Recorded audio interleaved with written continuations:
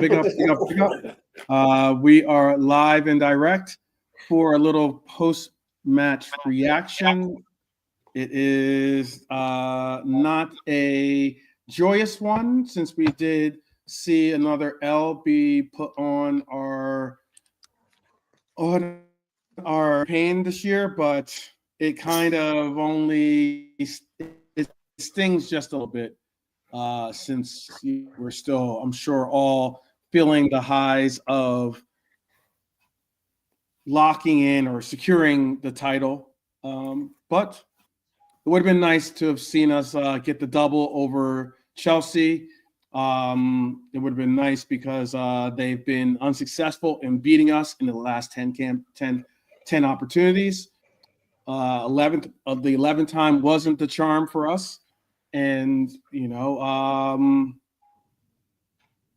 it's a real good question of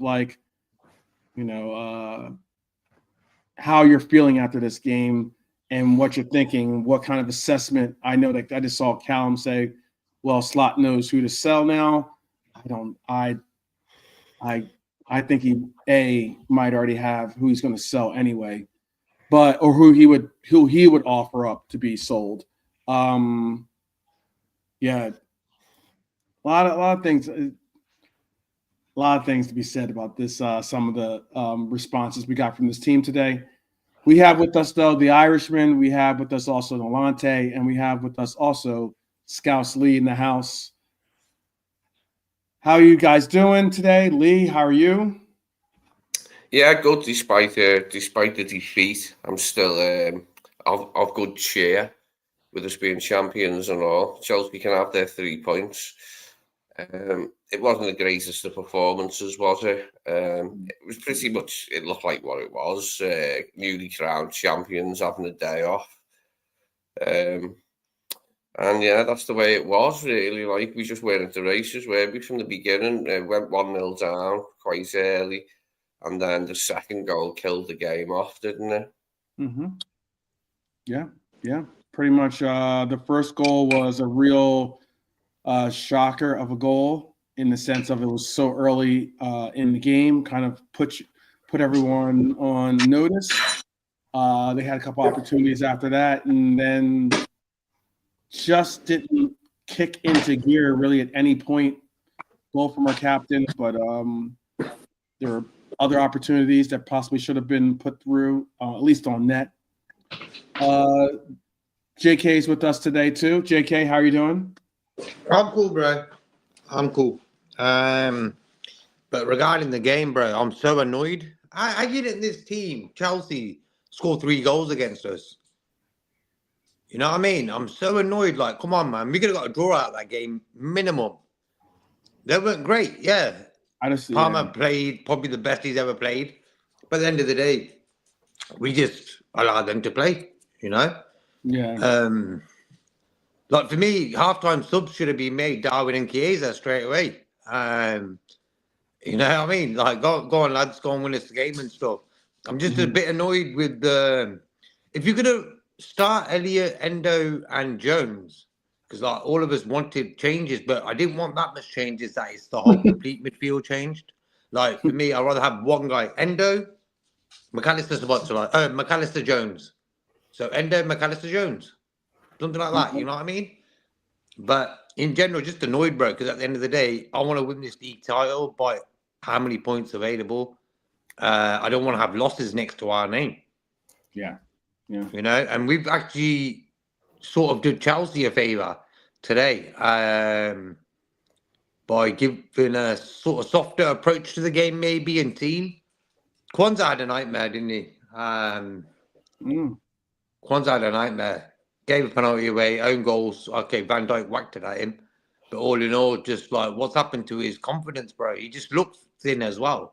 So it ain't been a great season for Kwanzaa. It hasn't. I agree with that, though. Big up to Alexander. Big up. Was that beach pool or Liverpool today? I don't know. Ed looked a little bit of bags packed, already on holiday today for some of the players that just didn't seem like they're on the same page. Also, didn't seem like they wanted to. Didn't really seem like there was any urgency, I guess is the best word for it, out of anyone on the pitch, really, per se, other than maybe a couple players. But it's kind of tough when you're in full go mode and everyone else is kind of like in chill mode. Oh, man. So, Milante, what were your thoughts? Yeah, I think the whole overreaction on certain things. I get it, we lost, but listen, I know JK's furious, but look, at the end of the day, we were if and again, I'm just gonna put perspective. Would you rather have lost and we're nowhere near, we're just straight top four, or would you rather have lost and we're champions? So let's put that at number one. Number two, the performance, yeah, it wasn't great. I don't think for Chelsea they were attacking. They weren't the best Chelsea. I mean, what clear cut chances did they have apart from the goal and the one which was the balls out of play? We had spells where we had controlled the midfield, but we just did it again lackadaisical. And look, 2020 when we won the league, we played Man City. We played near enough a full strength team. We got battered 5-0. So I get it. But I just want people to put perspective on this because end of the day, people saying we should play this. But so when should Endo, Jones, and Elliot? When should they play? What, never? I mean, as I've been dying, like this is it's time to them to play. And yeah, they've had I thought Endo was okay. I thought Endo was done as good as his well. Jones again. A little bit lacquer today. So Elliot just didn't get in the game, but it could happen. Look, some of these players that you're on about, the Star Boys, they've been shocking for more games, but because of status, and I just want people to keep balance. Was Mo great today? So no, but because it's Mo Salah, so let's keep a balance on who we want to call out because I'm just getting tired of narratives. And yeah, Kwanzaa didn't have a look. Kwanzaa, I don't think he was awful, but the first half he done okay. Second half he just fell apart. But I just want to have context to everything and then certain players. Yeah, you want to call that. What about the so-called big players? And yeah, you can tell me body of work this, body of work that, but I just want the same energy done. But anyway, it is what it is. We move. Darwin's checked out. He should have buried that header, but that just sums up Darwin. I mean, it is what it is. Chiesa again, slap in the face. I mean, brother, I don't think this. What did this guy have to come and say, "I love you, Arne," just to get something? Like it's just. He has to pick up. Like 5 minutes, bro. You know what I mean? Yeah, but I just want certain people to just kind of just calm down about this team and that team and the midfield. What if we played our midfield? They could have lost the game. There's no guarantee. Like, there's no guarantee. It's a better chance. But I get it.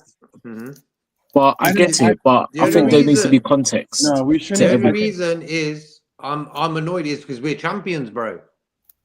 Act like champions. You get me? I don't care. You've had a party Sunday, Saturday, Monday. Cool. But this is a new day now. It's the next Sunday. You know what I mean? It's for me. If you're champions, give us the performance of champions. Don't let bloody 3 goals in. That's all it is. If you got a 0-0 there, I wouldn't be moaning now. I'd be like, all right, sound. But if you're letting 3 goals in, yeah, as champions, that's a joke. That's the only reason why I'm annoyed. No, I get it, JK, and it's frustrating. But again, I know I can't believe I'm saying this, but we have to look at the bigger picture. Look at last season where we were. We were having awful games and we're nowhere near the title. Now we are champions, and I get it, JK. I get your point. But we weren't battered. Like I said, 2020 when we won the league, we were battered 5-0 by City. They could have been 6-7. We were battered, destroyed. And yeah, Chelsea have won, and it's not great, but these players needed to be played, and yeah, they have it. Yeah, and some of them unfortunately didn't pull up. And let's see the next game. That's just context. Like again, we are champions. We are champions, and I get it, JK, but we are champions. But again, you lose games in this league. You lose and you win, and I get it. But it's not just down to the Elliots, and I get it. But some of the other players need to be called out, and this is why some of our fans they don't keep the balance. They just because of this person is that it doesn't matter. I'm not looking at who's who. I'm looking at everyone. So JK, Yeah, no. we is a moving. We've got next week. We've got Arsenal at Anfield, and let's see. Let's see, JK. That's what I would say. Anyway, You know what it that's is, just my bro? The opinion. thing is, I don't want to give Chelsea, we beat the champions. Yeah, Yeah, they'll be but running with that now. They'll be using that. Oh, we beat the champions at Stamford Bridge. You know what I mean? Like, come on. I know JK. But I wouldn't feel any way, to be honest. There's been times where we've beaten rivals, like when they're champions 4-0. But what would you rather have, like them having Yeah, a I'd rather little have the win at league them? title. Yeah, exactly. So I'm not. I Yeah, mean, but you know let what it them. is, We've bro? already beaten them. When you're Yeah, champions, I I get just it. want us to behave like that. I get it. So we I don't get have it, a Man JK. City 5-0 like you were talking about in the Yeah, Klopp. yeah. I don't like that.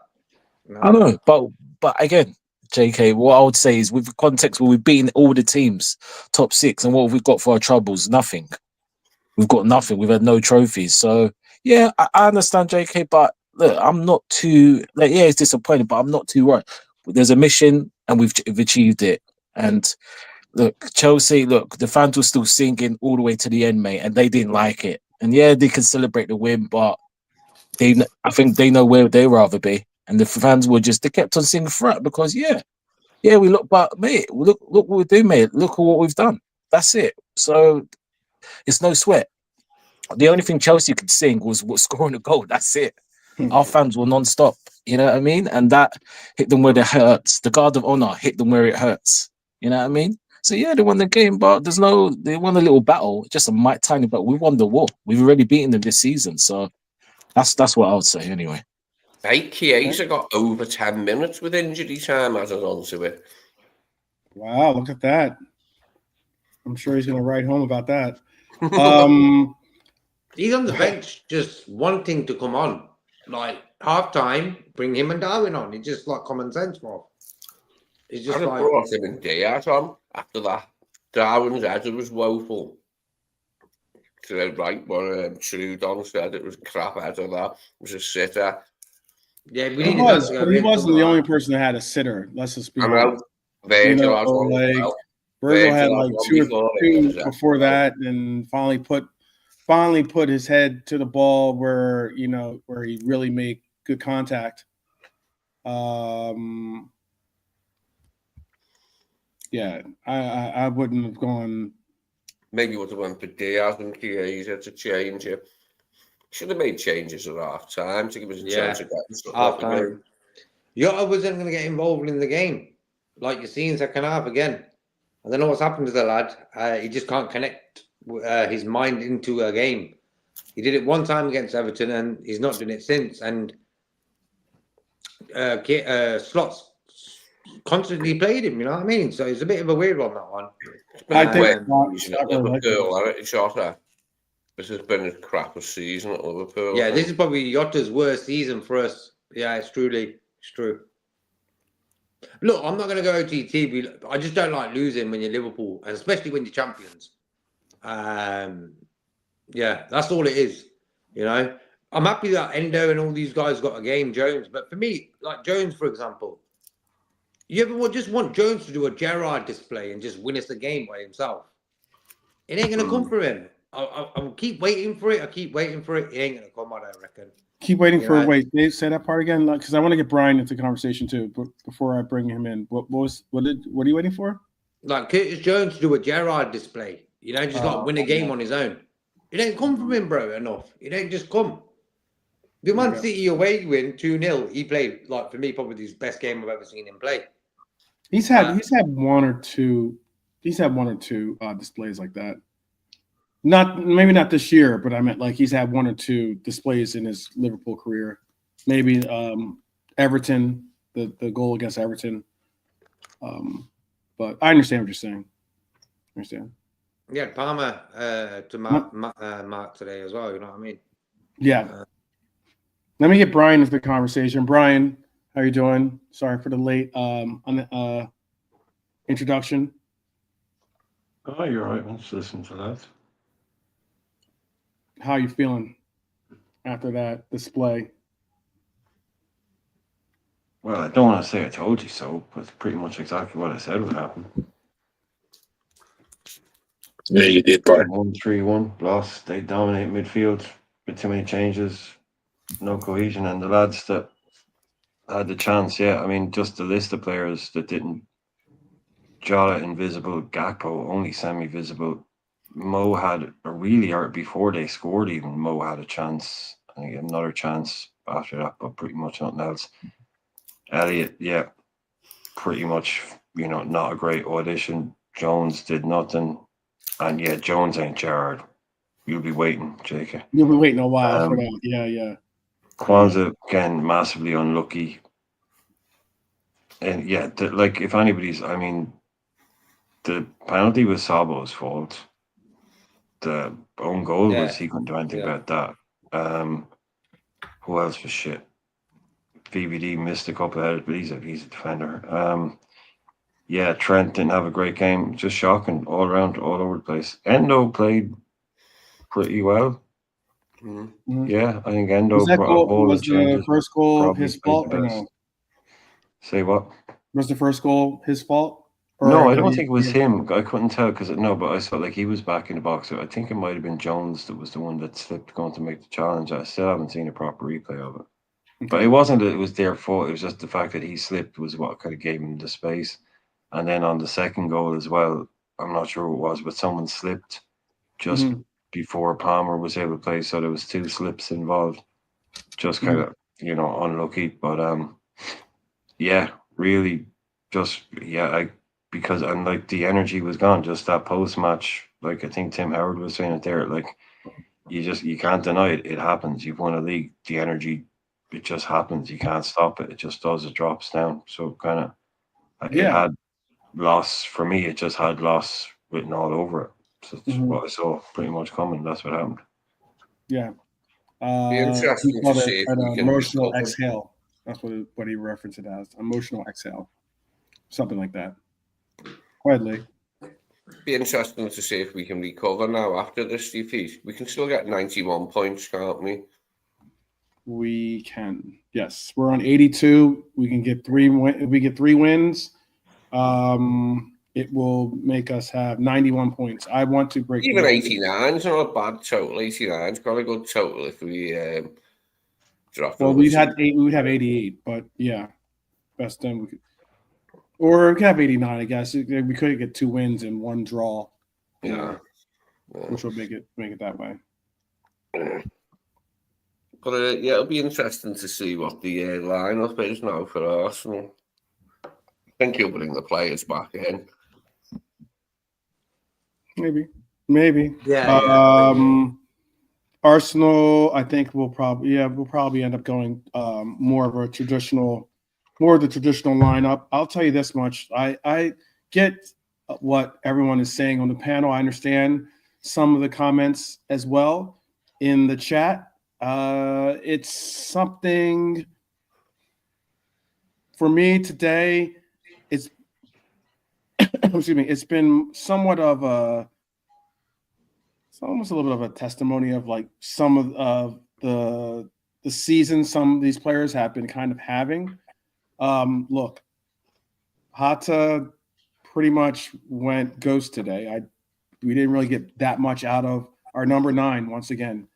Again, and just like Lee spoke on,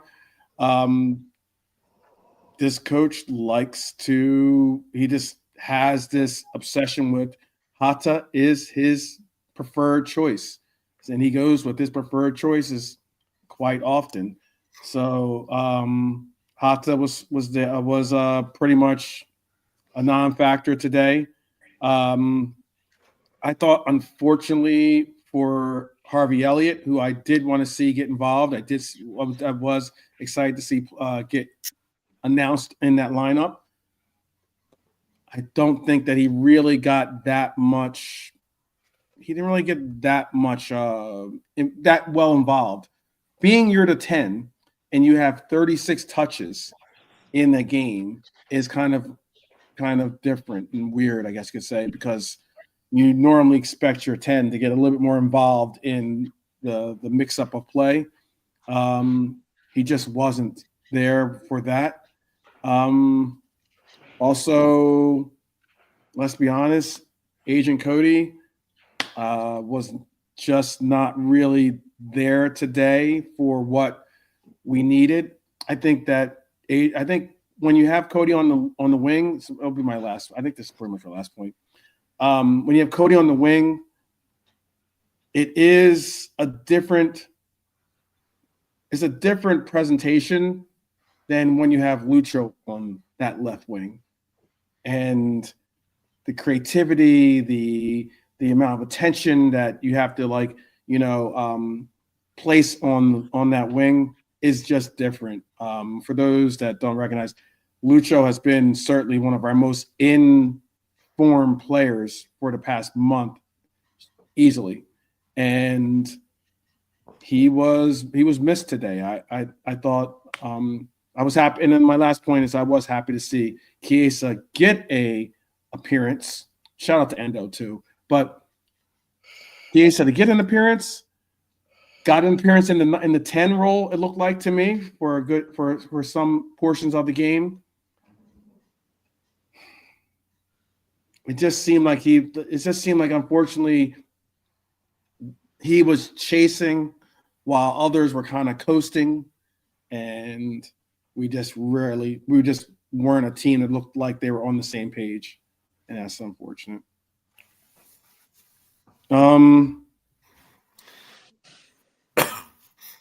5 subs: Connor Bradley, Darwin Nunez, McAllister. Domus Abasalai was I think it was an unnecessary substitution, to be honest with you. He did nothing. Chiesa. I mean, it was strange. I mean, albeit you're probably not going to bring in Ibu for any. There's no reason to bring Ibu in.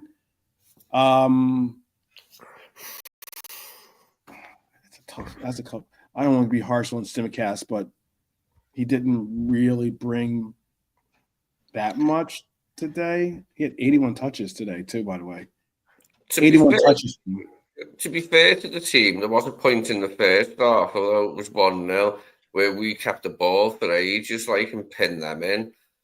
But we didn't really penetrate them that well. We had the ball in and around the box for quite a while and had a lot of possession, but we didn't create anything. Mm-hmm. But it was only 1-0 then, and it still looked to me very much like we could get back in that game at 1-0. But once it went to 2, it just felt beyond us. Mm-hmm. Mm-hmm. No, as soon as it went 2-1, there was the chance to get a 2-2. I'm a Desmond. So put your foot down, concentrate. You know what I mean? Yeah. Yeah. Which is very understandable. Very understandable.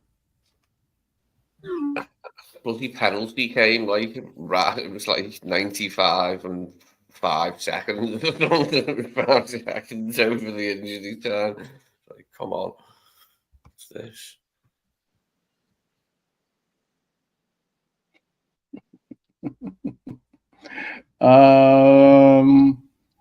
Let us see.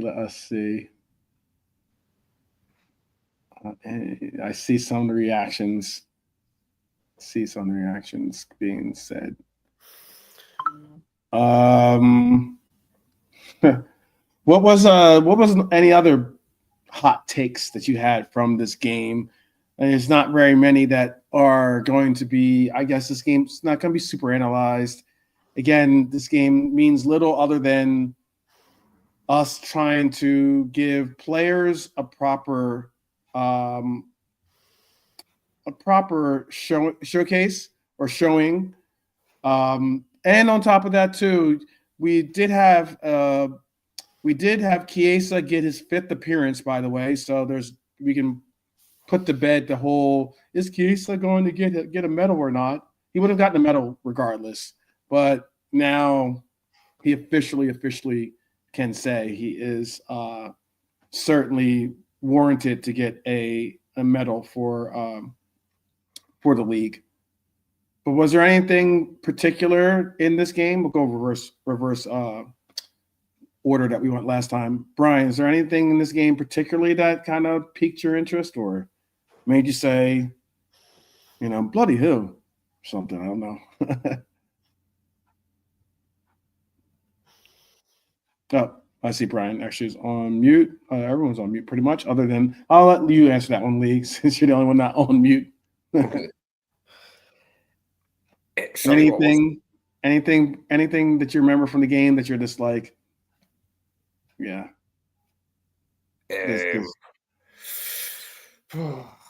Darwin's header was quite an easy one. I felt a little bit sorry for him, but I think he is like, yeah, he's half gone now, isn't he? Like, he's still trying that. But what I felt for Chiesa only getting coming on at like 83 minutes.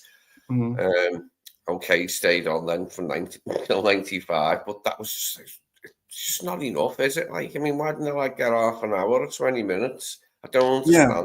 It doesn't make any sense to me, though. Yeah, agreed. Yeah, I just don't like it when he doesn't allow for a player to really get into the flow of the game, you know? And because of such, then you're going to have your harsh critics for some of the performances. But again, you know, like Alante was saying too, which I do agree, is that like there are players that are going to be very harshly criticized or critiqued today. But there's also, you know, some big name stars out there that if you had to like you have to remind me it, like, was there anything notable about their play today type situations for some of those players out there.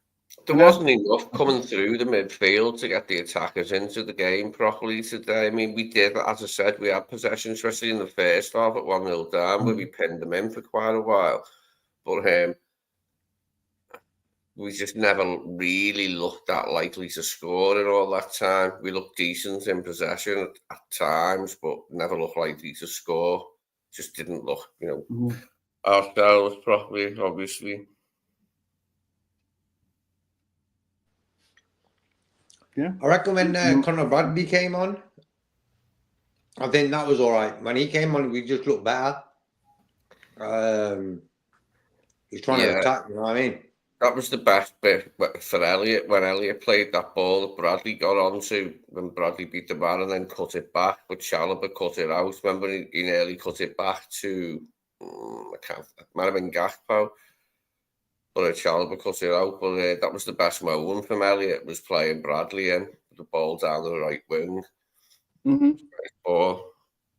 But yeah, there wasn't enough of that from Harvey in the game. It was hard for him because the team was that drastically altered in the midfield that he was playing with two other guys who never hardly play that much or haven't done recently. Jonesy being the one who's played most. But yeah, for him to come into that midfield, it was hard for him, I think, to assert himself and show what we were, wanting to see in that. But on the other hand, you could argue, well, that's the way it is. You just got to come in and play with whoever's in the team. But you know what I'm saying? Yeah, totally. If he was playing more with like all the established players, and we were at our full strength or something, and he was given a go in that position for a number of games, then we could judge him a bit more. But we just haven't seen him much, have we? He's another person we just haven't seen a lot of this season.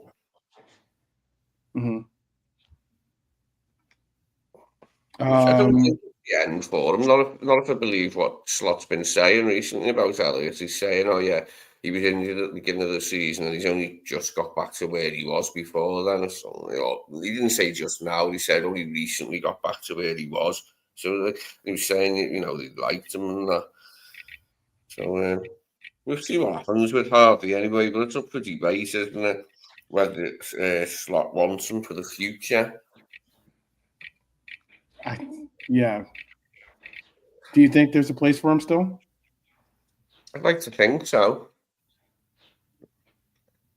If we make enough good signings in the summer, I'd like to think there is still a place for him in the squad alongside of the new signings. Because we won't be buying anyone for that position. I doubt it very much, an attacking midfielder. So we won't have any more competition than he's already got. For the time. Very, very true. Very true. Brian, you're back with us. Anything that you saw today that really stood out that you're just wanted to note, get off your chest to say something about? It was all depressingly predictable. You know, I just really didn't like. None of the guys that were given a chance really kind of stood out, which is not encouraging. But it was pretty much a poor show all around. There was nobody that, I don't like even Endo. That was just a decent game. So no, that was really depressing all around. Nothing really you can take from it. I just think that the boys that were given a chance won't be walking off saying, "Well, I played my part today. Right. Yeah. I showed what I can do today." I think they all Mhm. kind of let me. Not that the senior boys, I'm not picking on the younger kids, but I'm saying just you can talk about the team, but you can also talk about individuals. So talking about some of the individuals, they won't be like, "Well, I had a great game." It's just really, really poor. But like I'm not, like I said, I said we're going to lose. I was pretty sure we're going to lose it. I think he even said 3-1 last night. Today I just said Chelsea win. But still, it's predictable and would have been understandable. But watching it and seeing it happen, nobody really can come away from that thinking we may have lost, but at least I did this. At least, I did that. Yeah, I didn't None of have a them. part in it. Yeah, I mean the boys that came on, Darwin. Yeah, he again. Other players missed, but he did miss. Salah missed a header. Yeah. They all missed good chances. All the boys that missed chances, they were good chances. Yep. The Virgil off Kwanzaa thing, that's just a joke. But then Dominic Szoboszlai has to take real responsibility for playing that. But there's things you do and there's things you don't do. And playing the ball into your own penalty area when the guy that you want to play it to isn't there, which is McAllister, Alante pointed out, it was just so stupid. It's just really stupid. And there you go. You put the young lad under pressure, who's already had. So it was just kind of Keystone Cops kind of stuff at that point.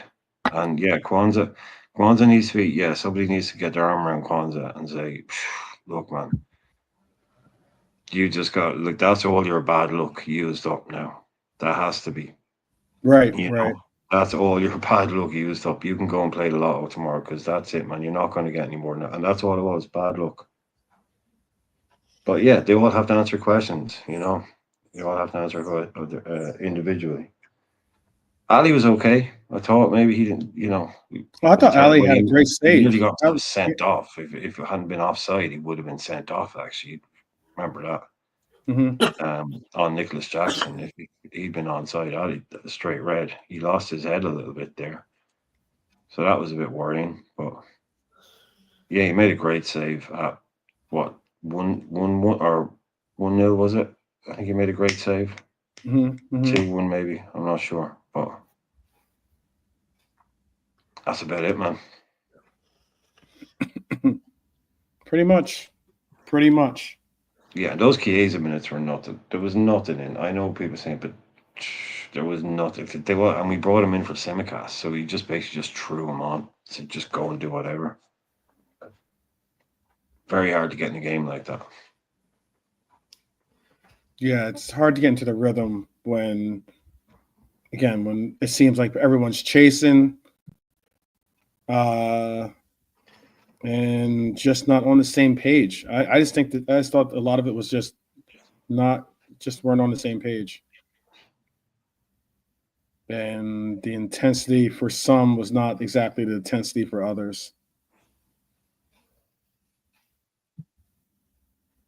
But is there now, I guess, is the question of where does this team go from this game? Because we do have a week to kind of decompose. Well, don't do that. Decompress, maybe. Decompress. Did I say decompose? Decompress. My fault. decompose is a little different story. Yeah. Decompress, and then we have to host a team that might be a team that might be by the time they face us out of Champions League or moving on in Champions League, maybe with a little bit. They've had a draw and 2 losses in a row now, Arsenal, and now they're about to go and play in a game that could, kind of send a message maybe or something. Try to a message sent that they're over the Anfield lure, I guess, or whatever you want to call it. But where do we go from here, Lee? Where do you see the team going? Do you think we're going to be ready for Arsenal, or is it going to be very similar settings, just we're at home? I think we give Arsenal a good game. I think they'll probably be out of Europe, despite what Arteta thinks. Arteta thinks they can definitely go there and win. I'm not so sure. It's possible. It is possible, but I can't see it. So I think they'll be out of the Champions League by the time they get here. Yeah, I think we'll give them a good game. I think we'll have a decent lineup. It's at home. I think we'll have a bounce back a little bit from this. Whether it'll be enough to win the game, I don't know. But they're more or less safe now, aren't they? As like being in the top thing, do you know what I mean? They could themselves like lose interest a little bit after going out the Champions League. They might not be that pumped up with the game after going out the Champions League.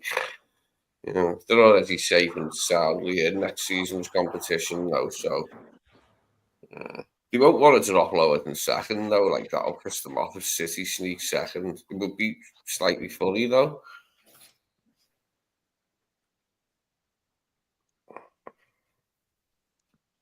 Did you say that last part again? I was saying it would be slightly funny if they didn't finish second. And then I said they'd probably be out the Champions League by the time they come here. I don't know how pumped up they'll be for the match, but I think we'll give them a good game on the day. I think we'll look to bounce back from this away defeat with a good performance at home. Whether it'll be enough to get the win, I don't know. But we have to see what shape Arsenal are in when they get here. Like, it'll be 2 completely different things if they're through. And if they're out, it'll be a massive difference. There's a lot to be played for when it comes to the rest of the table, at least. When you're looking at the table, there's a lot to be played for, whether it's for Forest, whether it's for Newcastle, Chelsea. They all have some real important matches ahead of them to determine their fates. And then they also have for their fates to be kind of determined on other ways or by other ways through the results that happen in Europa and if not even Conference League. So it will be an interesting final three weeks or 3 games, I should say, of matches. Certainly for I think. And when you look at the opposition, strong opposition, Brighton, Crystal Palace and Arsenal. Of course, 9 points. Mm-hmm. Win them. I think maybe next week against Arsenal, Slot playing at Anfield will pick a stronger team.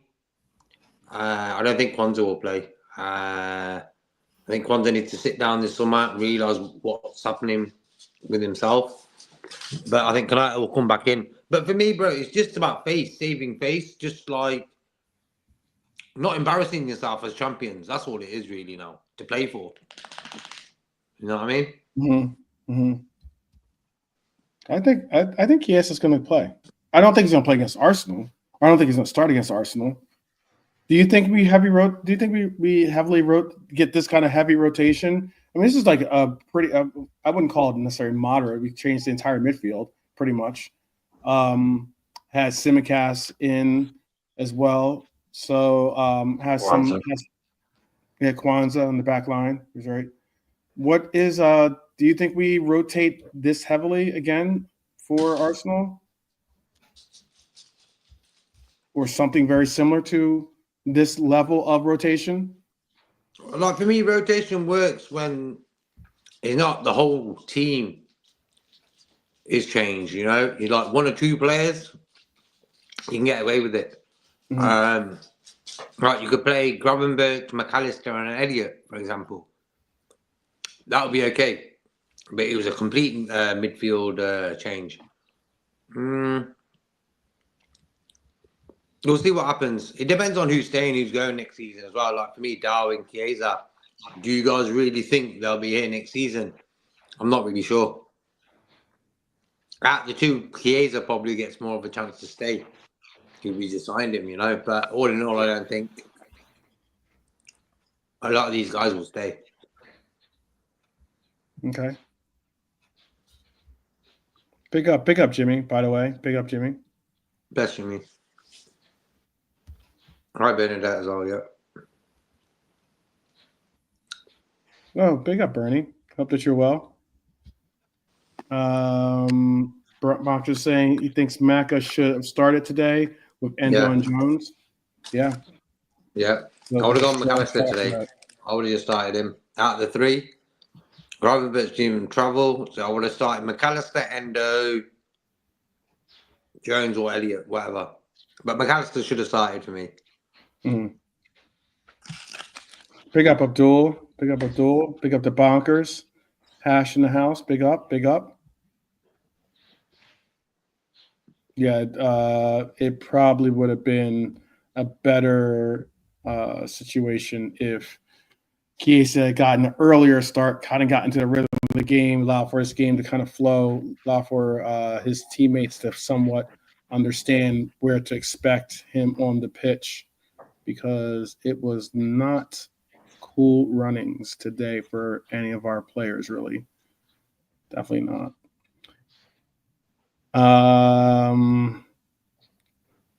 I guess he wants. Oh, so I guess Kevin's asking for your opinion on Chiesa. Is that what that question was, pretty much? Yeah, Nalante's got stuff to say, I reckon. He's definitely got something to say. I want to hear from Nalante too. Lante, the people are asking for you. They're asking for your opinion. All right. Yeah, I know Kevin's a bit hurt that I'm Kiesa's agent, so I will speak of my client. But I want to play. Yeah, I want to play football. I came Juventus, no. I came Euro 2020 to win, no. I just want to play. I don't want meatballs and spaghetti. Play me, Arne. Play me. I've got 2 feet. I can go left. I can go right. Play me, Arne. Play me. What have I done? What shall I sing a song for you?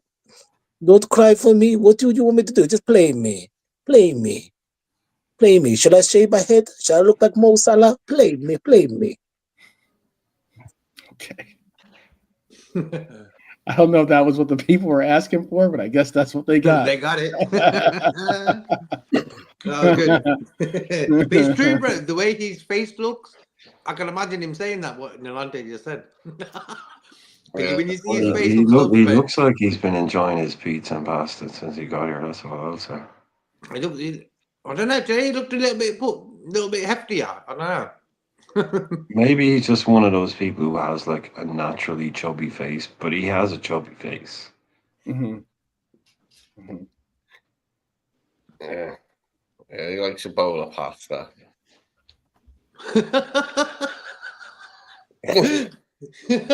Wow.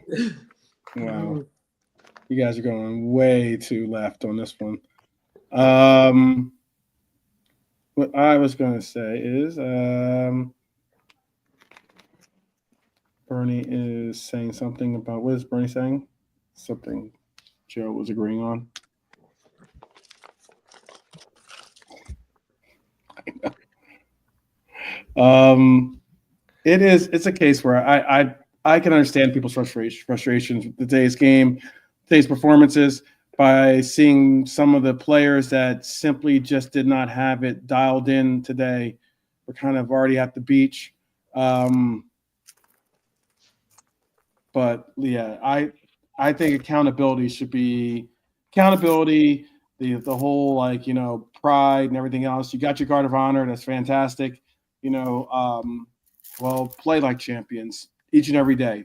I get that the season is wrapped up, but still end the season right by showing that you are the champions for a reason, rather than coming into a bridge that was definitely there for the taking.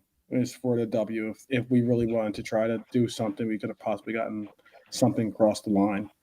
But yeah. Let's see.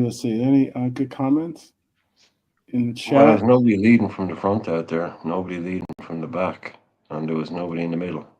Mm-hmm. So it's one of those things where it's the anti-man of the match. Sometimes, I remember a lot of times when Klopp was here, kind of in the Wijnaldum days, and he'd be doing man of the match polls, and you'd be like, you could have 4 people, and easily every one of them could have been man of the match, because we used to have this. So many times we put in team performances, and someone would say Miller, oh yeah, Miller, and someone would say, yeah, but Trent. It's like, yeah, but Salah did this, and then it's like, yeah, and Mane's like, yeah, easily any 4 of them. Today was like the opposite of one of those games where every single player, bar maybe one, had just should be 0 out of 10 anti-man of the match game. Every single one of them, and if it comes from the top, but when they go out, they got to go out there and represent, as you say, So Endo, you could tell he wanted it. You could tell how far forward he was getting. He wasn't sitting as a 6. He was trying to get forward, get involved, do stuff, but that kind of faded away after a while because they took control, really. Till we got some possession back. But just every single one of them. And then, the coach, everybody wanted changes.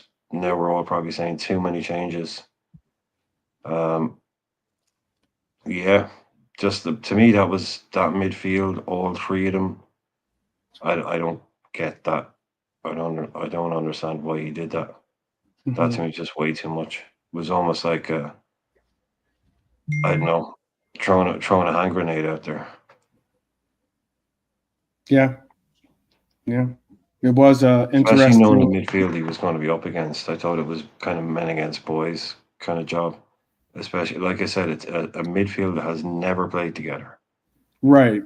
And that's against the thing. The midfield that has played the entire season together. Oh, that's locked in tight. Yeah. The bold move, wasn't 3 it? serious footballers in it at the top of their game right now. Navi is playing really well. Caicedo's a monster. Enzo Fernandez, he's starting to show what he's all about. And you put 3 boys and never played a game together in the midfield. That to me was just was suicide, to be honest. Sorry, I know you're not supposed to use that word, but that was like, football suicide. I thought that if we're going to go with that midfield, why not just go with, rather than push a 4-2-3-1, why not just go for 4-3-3? I think maybe that could have provided. We've seen Elliott, and I know we all want to see, or most of us want to see Elliott play the 10, but at the very same time, we do know what Elliott and especially Jones are capable of in the 8s. Why not put Endo in the 6, throw Elliott and Jones in the 8s, and just go with a more traditional 4-3-3. I get that we had a 4-2-3-1 setup, but I mean that might have like created more flow and at least a little bit more service to the other to players like Elliott, for instance, who I did mention only had less. He had less than some. I think he had like 35, 36 touches. Let me double check here.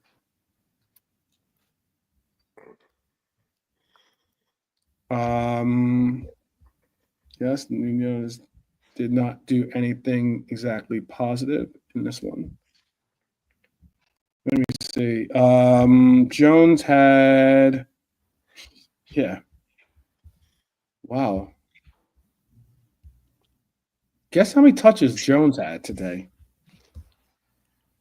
If you're thinking back on the game today, how many touches do you think Jones would have had involved in his involvement in the game? Pretty minimal. I'll just say minimal. Minimal? Okay. Yeah. Minimal meaning probably like 25, 30 touches, something like that. Less than Harvey. Less than Harvey. Okay. JK, how about you? Yeah, but He was on the Yeah, but- ball quite a lot, man, Jones, now. Okay. I don't know, 100? Oh wow. That's just a guess. Good guess. Yeah, you need to go to Price is Right. Oh, yeah. Very, very Look at close. what you could have won. Yeah, 106 touches he had today. Wow. Oh, that's a lot more than Harvey. Yeah. Well, that's to be honest, that's what happens when you watch it on a phone from 5 feet away. Sometimes it is actually hard to tell who the players are. So, Yeah. but you didn't hear It basically. didn't seem like he was involved that No, much. you didn't hear the commentators saying Jones this, Jones, pass for Right. Jones. No. Right. You didn't hear that. Right. Yeah, he was 83 out of 88 for his passing for 94%, 106 touches today. He was 1 out of 3 for his dribble attempts, was pretty woeful when it came to ground duels. It's like 4 out of 11 for his ground duels. But did make a very good. I'll let you. I was just gonna say real quick. He did make a very, very good. Tackle, yeah. Last ditch tackle on Palmer. That, yeah, Palmer got up and knew that he was bested on that one.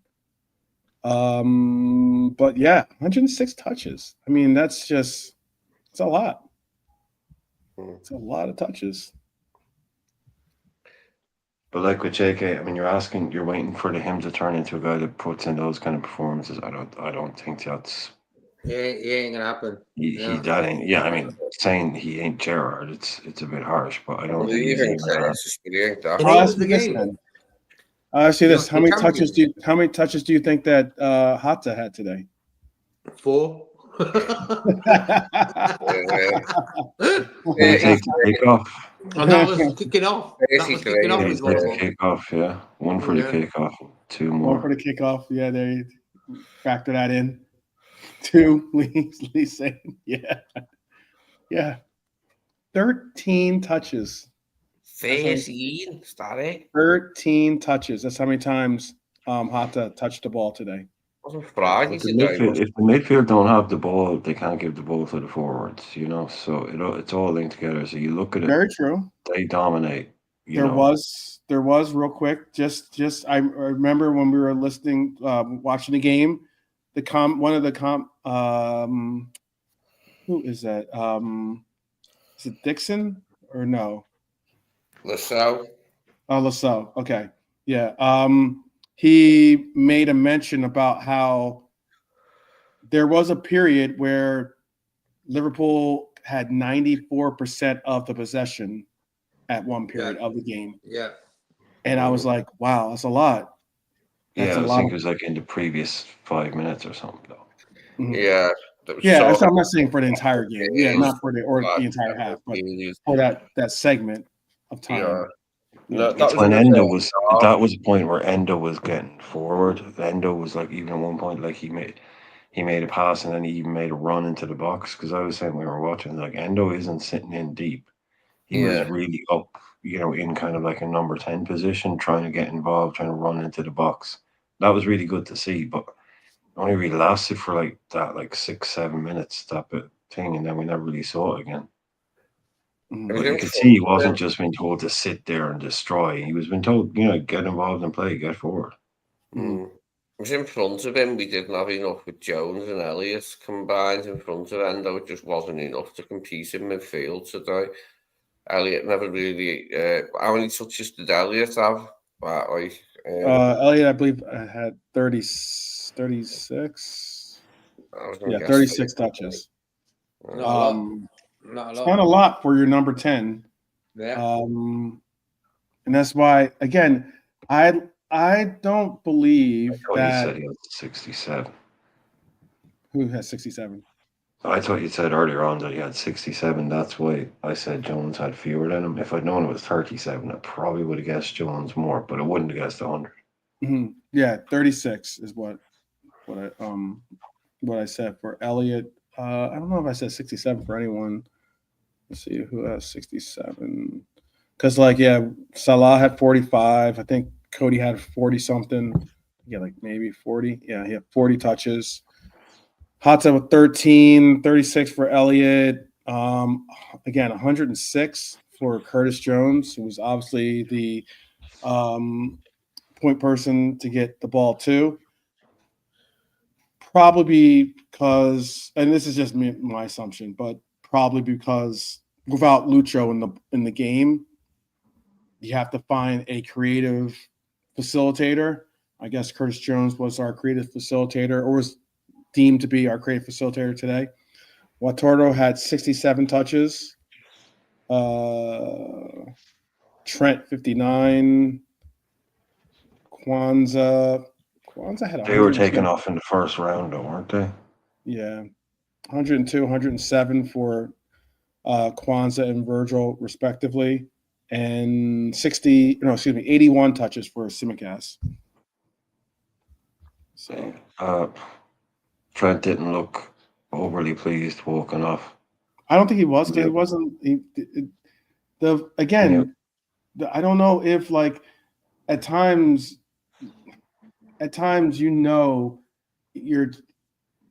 we're just not going to score, most likely, from open play when it seems forced or seems labored to try to get a real not only consistent flow, but a real progressive approach from our offense. And Trent had a couple opportunities to try to make something happen in the sense of by his passing, but he wasn't too engaged. I know a lot. He was definitely being targeted by Chelsea as the side of the pitch to really attack, and he just didn't really. When you're given diagonals to Cody, who isn't going to be able to possibly do the same things that Lucho does, I think it presents a different. I think this presents a different pathway towards trying to get that goal. And Salah did much of nothing really when it came to really getting involved off of the right wing. So even when you're trying to press or switch fields, it was what it was. But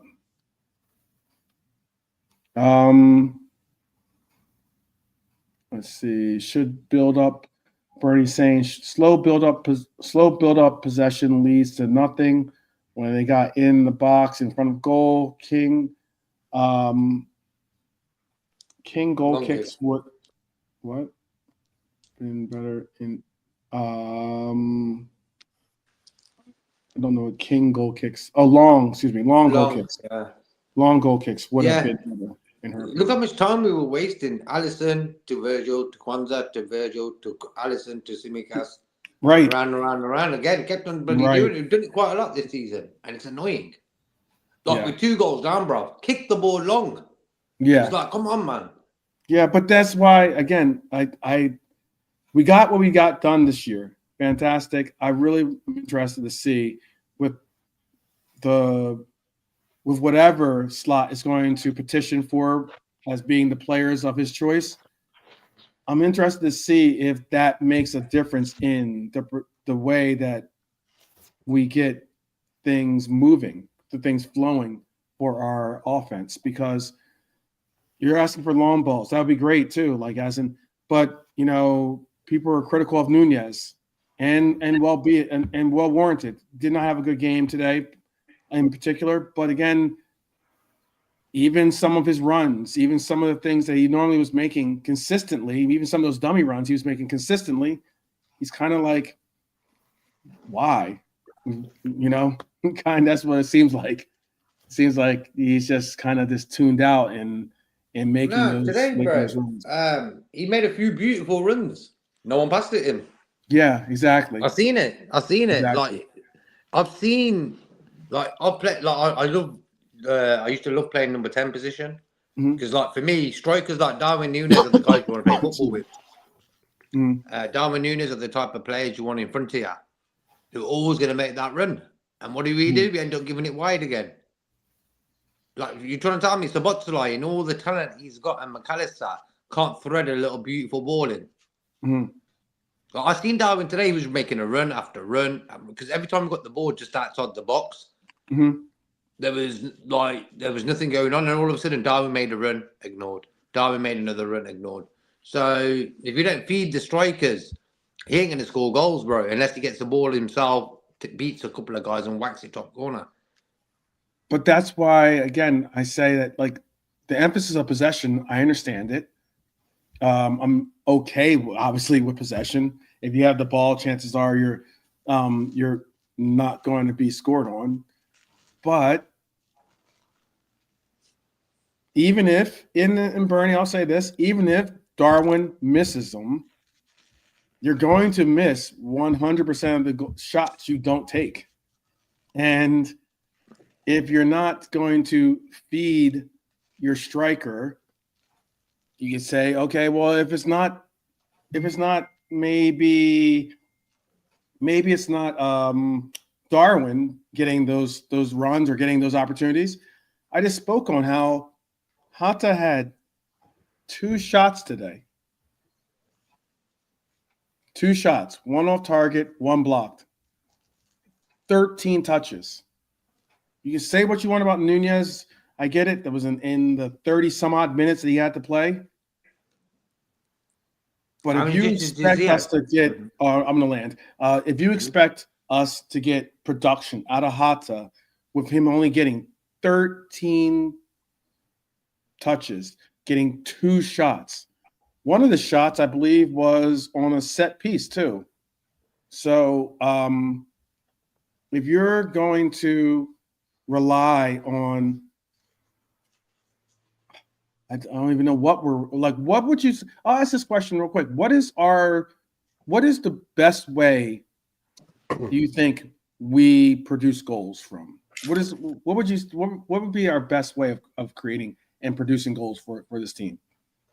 And it's not like I'm saying this team doesn't score goals. This is, again, I brought up that stat earlier on the preview. This is, in the last 9 years, this is the number 3 top scoring team in the last 9 years. That's obviously including Klopp era. What is it? What is it? Go ahead, tell me, Lee. What is it that is our pathway, or what is it that creates our goals? Because, like, we're not doing through balls. We're not trying to feed the number 9 really. Like, where and how is this team supposed to produce goals? Especially from Lucho and Salah have produced quite a lot of assists this season, or rather with Lucho, he's like instigated the move that's led to an assist and a goal, or he scored himself. So him and Salah have been quite productive going forward this season. Jota's been a bust. Núñez has been a bust. Chiesa's not been seen. And that's the state of play up front, isn't it? There's vast room for improvement. I mean, Jota did himself no favours today. I've been a big fan for a long time. This has been, possibly his worst season, like, in red. I mean, he's had other seasons that were marred by injury and not too glorious, like, but they were at least better because he had quite a few high points during that season. Really had that many high. He scored a couple of nice goals on his comeback trials this season, but that's it. He hasn't then gone on and started bagging them regularly. And it's a worry for next season because we're already after replacing Núñez. And if Chiesa leaves as well, I mean, there's so many players that would need to be coming in. it's going to be a revolving door, and you just wonder like how it's going to play out. I think hopefully next season it'll evolve a bit, the midfield, and be more creative, and we'll have to be creative in a different way without Trent, because he's a big part of our creation, the creative side of our team. But like without him, it'll be different. But we'll adapt, and hopefully, I don't mean any disrespect to Robbo, but hopefully we'll have someone new at left back, and it'll be Bradley at right back, and it'll be a new era. Then that'll be a new defence in a way. Like it'll be the same two centre halves. Probably it'll be a new defence, and hopefully we get some midfield reinforcements as well.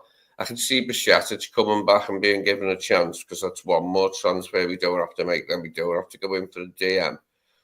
Apparently, I can't believe the club don't see it, that we don't need one though, because we need rotation for Grav next season. And Daddy will trust, and someone who can play also with Grav. He just doesn't seem to want to do that with Enden. So it's going to have to be someone else who can, because we can't rely on Gravenberch next season to play as many minutes. That would be, it would be amazing if he played as many minutes next season. Do you think I do have a follow-up question. I'll save my follow-up question. I hope I can remember it, but or I'll ask my follow-up question right now. Does Grav need to be transitioned back into being an 8 maybe, or is the 6 in this pivot role the best thing for him? I think it might be now his position, but I would like the idea that we could also make a signing that could play with him, that could play in the 6 instead of him sometimes, and he could play that little bit freer. I'd like that to happen, so he wouldn't have to play all the games. Then we could have some other geezer who could come in and play with McAllister and Szoboszlai. For me, bro, when you look at Gravenberch, this is his proper full season as a pro in years. And he's won us the league with it. He's had a top season, Gravenberch. And I'll tell you the truth, Gravenberch played pretty well against Tottenham last week. And he's looked better since that international break that happened last. Sort of found his sort of brain again and feet. So I was a bit surprised he weren't involved at all today. It's a weird one. I think out of the midfielders, I would have played maybe Gravenberch. I tried Endo next to him. You're playing away at Chelsea, you know what I mean? It would have been a good option. I don't know. Gravenberch, for me, should have played today. Okay. All right. Obviously, our midfield is definitely a key factor. Again, I was going to say, too, you do get a different creation when it comes to I think Cody has one of the most lethal shots on our team. When he's able to cut inside, obviously that's his preferred method. We end up normally with something productive. But I did see in the chat, for instance, I saw people referencing Mane. There's a bunch of Manes, and he's arguably one of our best, left wingers in the Premier League era. Also did a job for us even at striker as well, or in that number 9 role. I guess you call it the false 9. But the primary reason why he was so good at the false 9, the primary reason why he was so good even on the wing, was because of his intensity and commitment to press and to tracking back and defending and creating opportunities and being relentless. I just don't think that we get that sometimes from our left side. Yeah, you know what, bro? Back in the days, I think Bernadette was saying in the chat about you were on about the goals. Which sort of way do we get our goals and stuff? Back in the days with Klopp, counter-attacking, we were the best in the business. Yeah. Salah, Mane, bang, goal. Yeah. We don't do that anymore. When's the last time we had a goal like that? Yeah. Remember, as in a goal similar to the way West Ham. Oh, wait. Similar to to West Ham. Okay, I was going to say just an easy reference was the alley to Salah goal against Manchester United. Mm-hmm. That was like easily something where you got a good a quick restart. It was Salah isn't asked to really press back or track back, so he's always like on by the half and ready to get an opportunity to cause a break. You're probably not getting that too often from us unless we start looking for it a little bit more. But Bernie's with us right now. Bernie, how are you doing? She's not happy. No, she's not happy. Hello, Raymond. I know, Bernie. We're going to ask Hey, you. Bernie. Hey, There you go. go ahead. We were going to ask you to. You said you were on a little bit of a rant. Elaborate a little bit on your rant here. Tell us what you were thinking. Can I? Yeah, can I go out and come back in? I'm getting a lot of bounce back. I can't hear anybody properly. Okay. I'll just go out and come back in. Okay.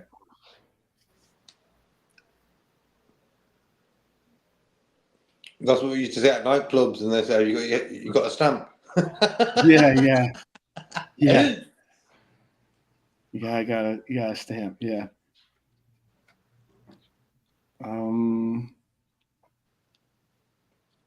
Yeah, I just don't think there's enough service for our number 9. I love how There's no service for our 9, bro.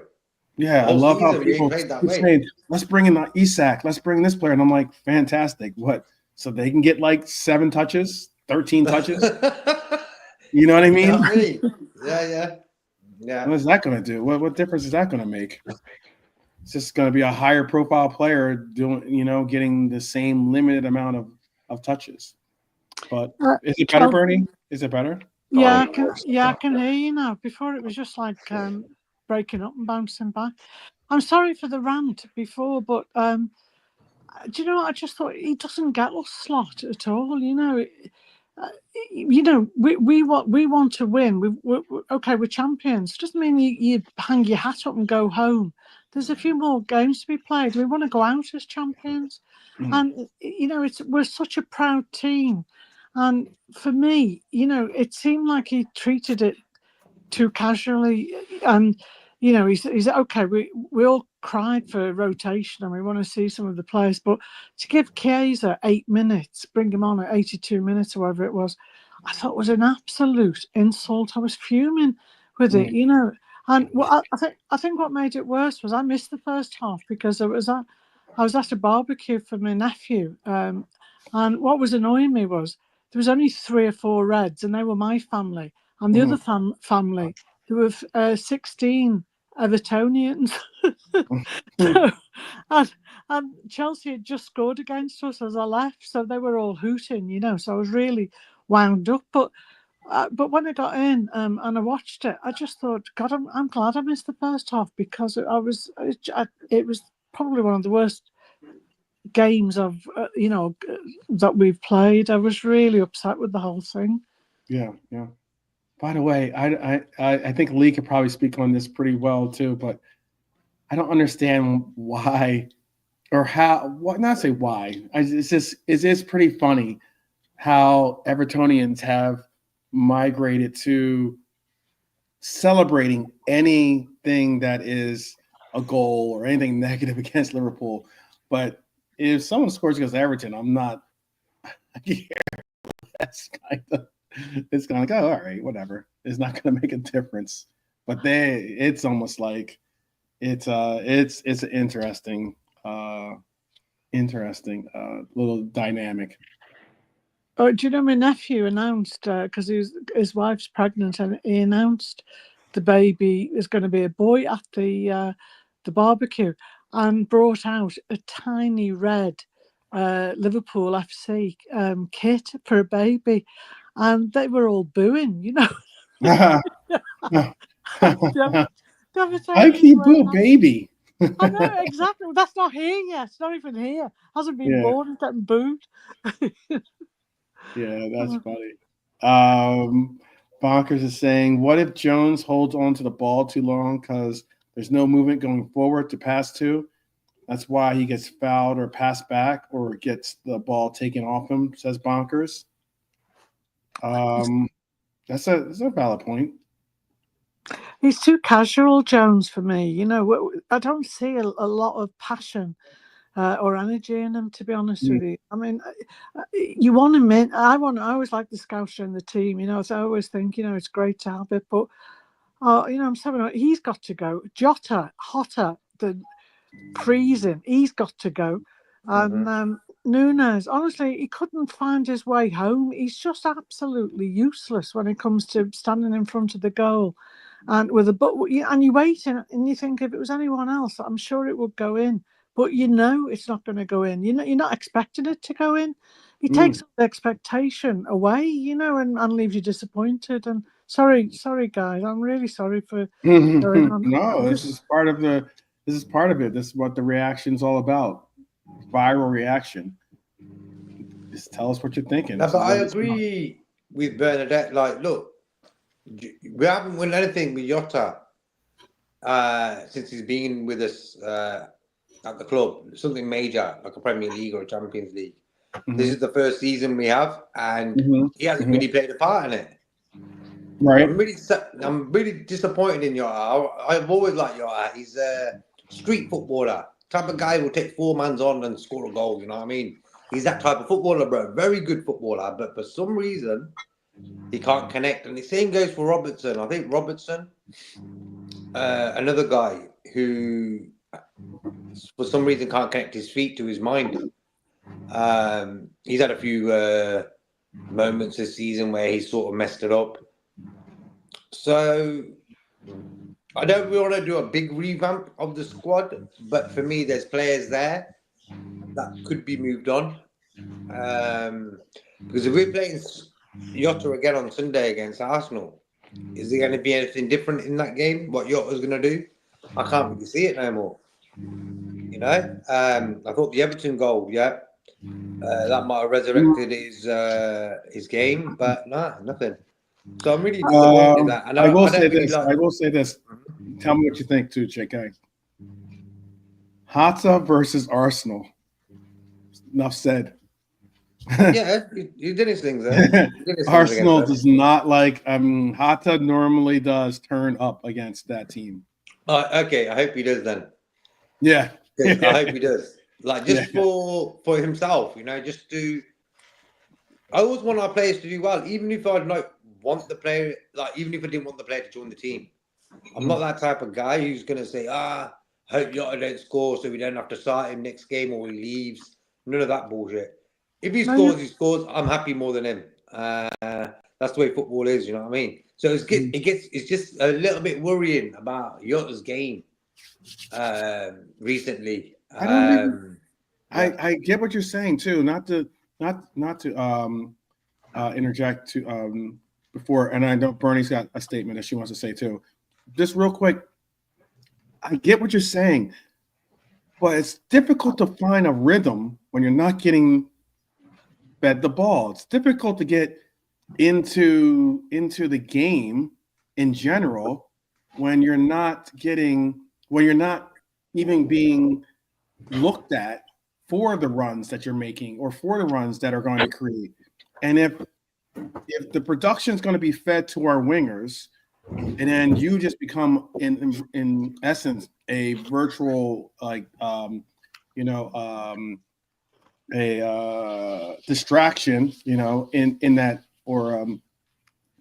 in that 9 spot, it's difficult for me to say that Hatta is a poor player. I think he's still a very talented player. I think it's just that the way that this system is structured, it doesn't benefit him, his game, or provide him the opportunities. That's why, at least my perspective. Maybe Bernie, do you have something else you want to say, or do you want to even on that? No, it was just I remember Carragher, you know, sort of once he was moaning about Torres, you know, and we all love Torres, but just Sure. before he left, you know, Torres, and he had gone off a little bit. Mhm. And I remember Carragher saying, you can't just stand with the defender either side of you and wait for a ball to be, you know, put on your foot. You've got to run forward, make space for yourself. You've got to get away from your defender. And, you know, and a clever player will do that. They'll find their way and they'll get through and get the ball. And I just think, you know, all this, okay, we do rely on midfield. That's their job, to turn the ball around and get it back up the pitch to us. But you've also got to have some understanding with them. And I never hear anybody calling out, you know, over here or get the ball, you know, here, drop. The way they used, you know, I mean, going back in the old days, but they used to shout, you know, the names and get I'm here or do this. And how many times is the ball running behind somebody when they're running forward or, you know, and totally missing it? And you just get so frustrated watching it. And I just think we're just like this. I don't know if it was a second or 2 seconds off time where we're missing the passes are missing. They're being intercepted by the others. They shouldn't. If they can intercept our balls, why isn't our player running first to intercept it before them? And that's what's getting me. You know, I just think you know, oh yeah, we've got to get the ball to them. Well, they've got to make themselves available and be there to meet the ball, and they're not doing that.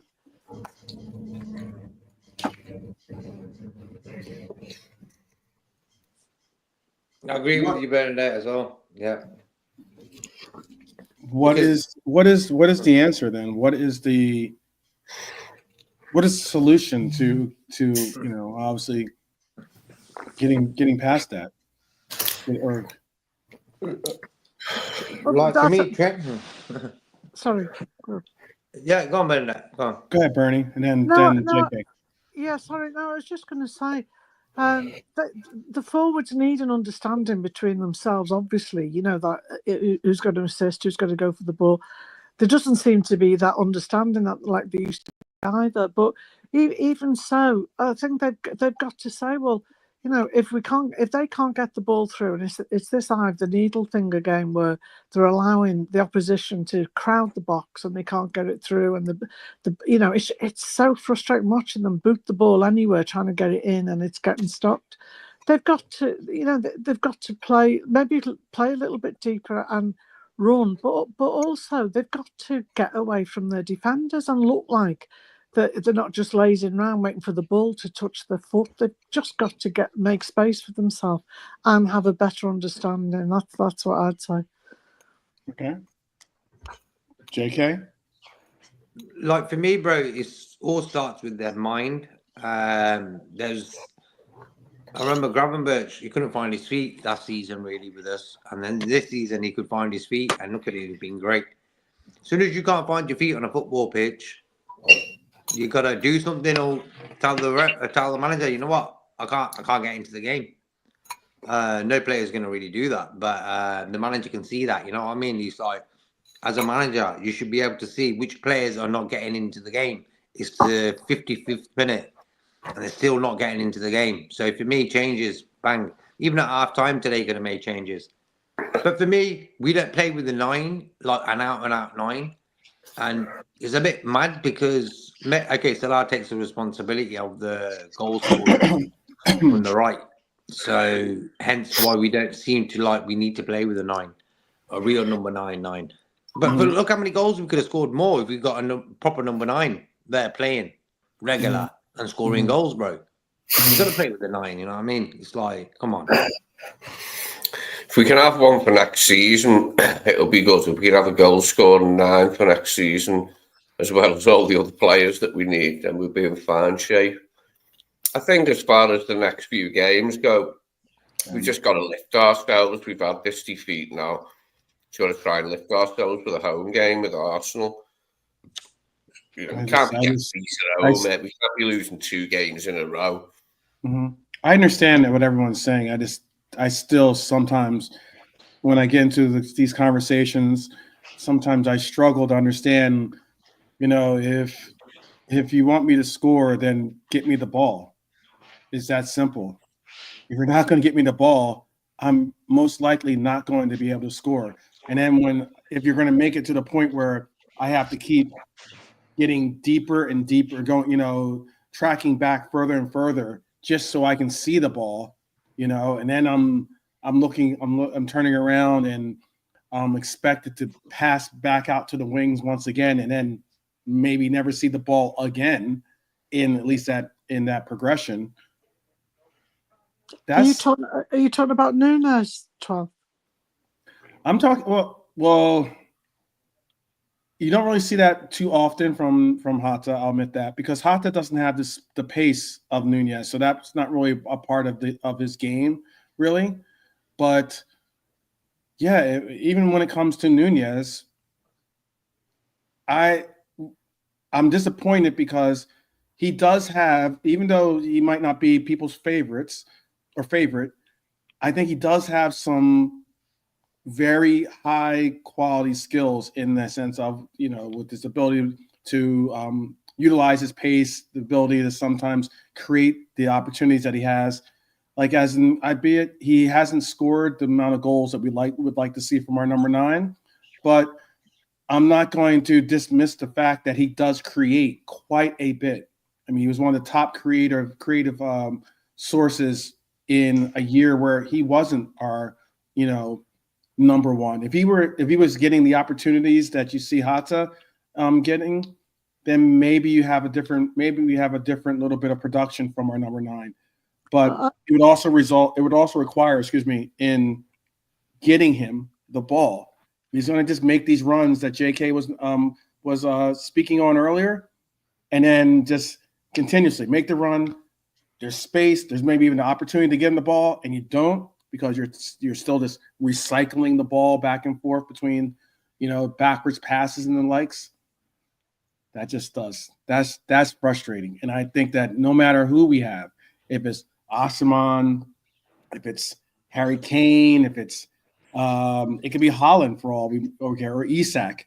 If you're not getting the ball, then you're doing your own self a disservice. But don't you think that if you're on the pitch with Nunes, I mean, I think we've either got to decide, or the club have got to decide, and then we as fans have got to go along with it. Mm. That we either think he's not going to score all the goals you're expecting of him, but he will be creative in other areas, so he's worth keeping on and not replacing as a striker, because because he's not an out and out striker. So I think you've either got to accept that, or you've got to, we've got to accept that some of the other players might be that fed up of him having the opportunity and blowing it that they don't want to automatically pass the ball to him. They might want to try and get it to Salah instead, thinking he might have, be more of a marksman than Nunes is. Because if you're on the pitch and you're expecting the ball, and you see a ball go, and you play it is one-on-one with the goalkeeper, you're almost thinking this is a 99% guaranteed goal, and or even if he's had 70% guaranteed goal, and then he hoofs it away or misses the goal or something. If you're on that pitch with him, I think you're going to think, who do I pass the ball to? Because there's a chance that this is just going to be wasted. So he's not going to get the balls that he would like, I don't think. Mm-hmm. But I'm not saying I get what you're saying. I do get what you're saying, but I do. My rebuttal would be that you got to keep. There's only one way to get out of a slump, and that is to keep shooting. Just to you got to keep, like, if you get to a point where you're scared to shoot, then, and albeit he was scared to shoot in the last game, it seemed like, but if it's just feed Salah, that's the answer to everything. This feed Salah. Well, then you're going to get defenses that do exactly what they do, which is understandable, which is they're going to double, triple team Salah. They're going to shade to that side, knowing that, okay, yeah, chances are once it goes to the wings, or chances are when you're trying to get the distribution going, it's going to go to the wings. It's not going to go into the middle like it normally would on other teams. And then you can cheat. You can kind of shade off on defenses and play different ways. If you're able to keep and that's why those dummy runs that he makes are important. That's why Salah likes them, because if you try to make a team, if you try to keep a team honest, they're not going to be able to, kind of cheat one way or another to try. And I say cheat as in like trying to, not literally cheat, but cheat as in like shade one way or another on the pitch so that they can kind of get an advantage going forward or going into a counter press or an attack. But that's how if I know that every time the ball goes to this particular player, it's nothing. You're not going to get anything out of it. You're not going to get shots. You're not going to get creation or anything like that. Then I'm going to give you space. I'm going to keep my eye on who you most likely are trying to get the ball to, which is Salah, and I just want to keep I think the best way to keep teams honest is to have a very very circulated distribution of the ball. Whereas in, Salah got 45 touches.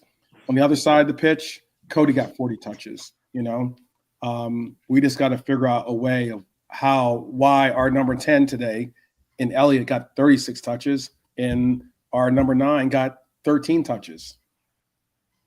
You add them up, that's barely more than the wings got solely, much less. That's adding up 2 players together. I think as a footballer, I think you make your own luck.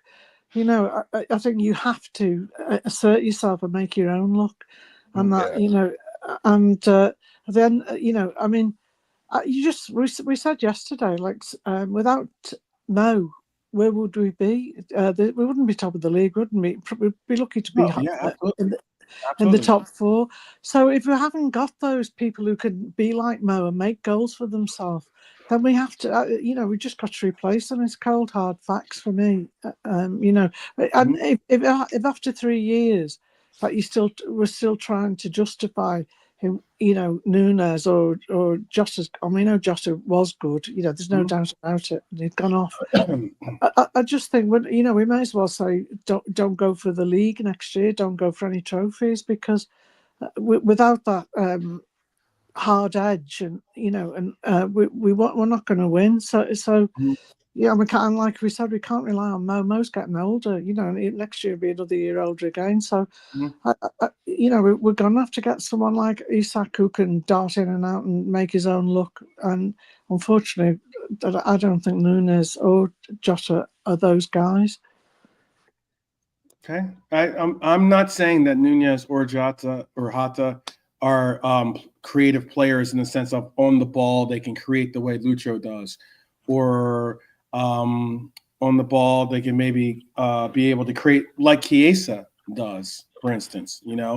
But I don't think that if you see the majority of Salah's goals this year, they haven't necessarily been from him, cooking some fullback going by him and creating his own shot.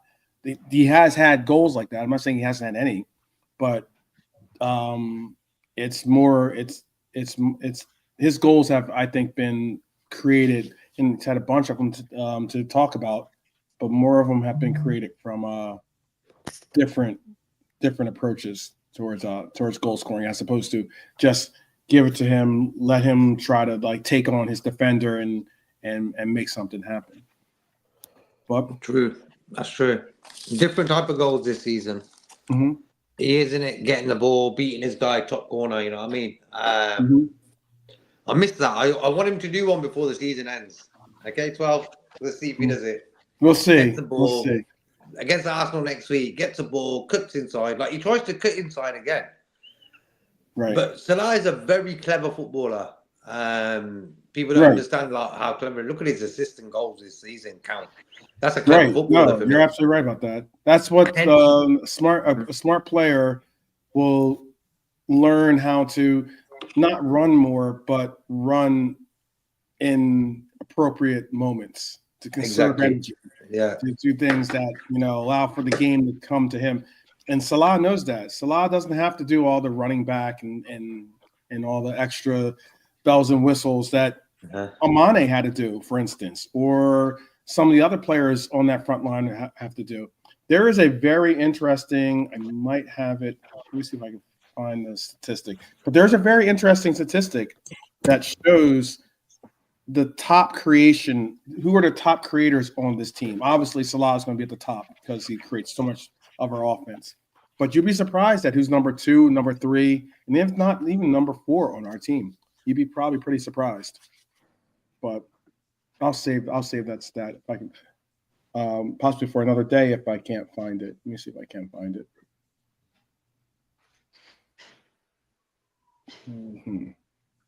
I might not be able to. But Brian, Nalante, Lee, is what Bernie and myself and JK saying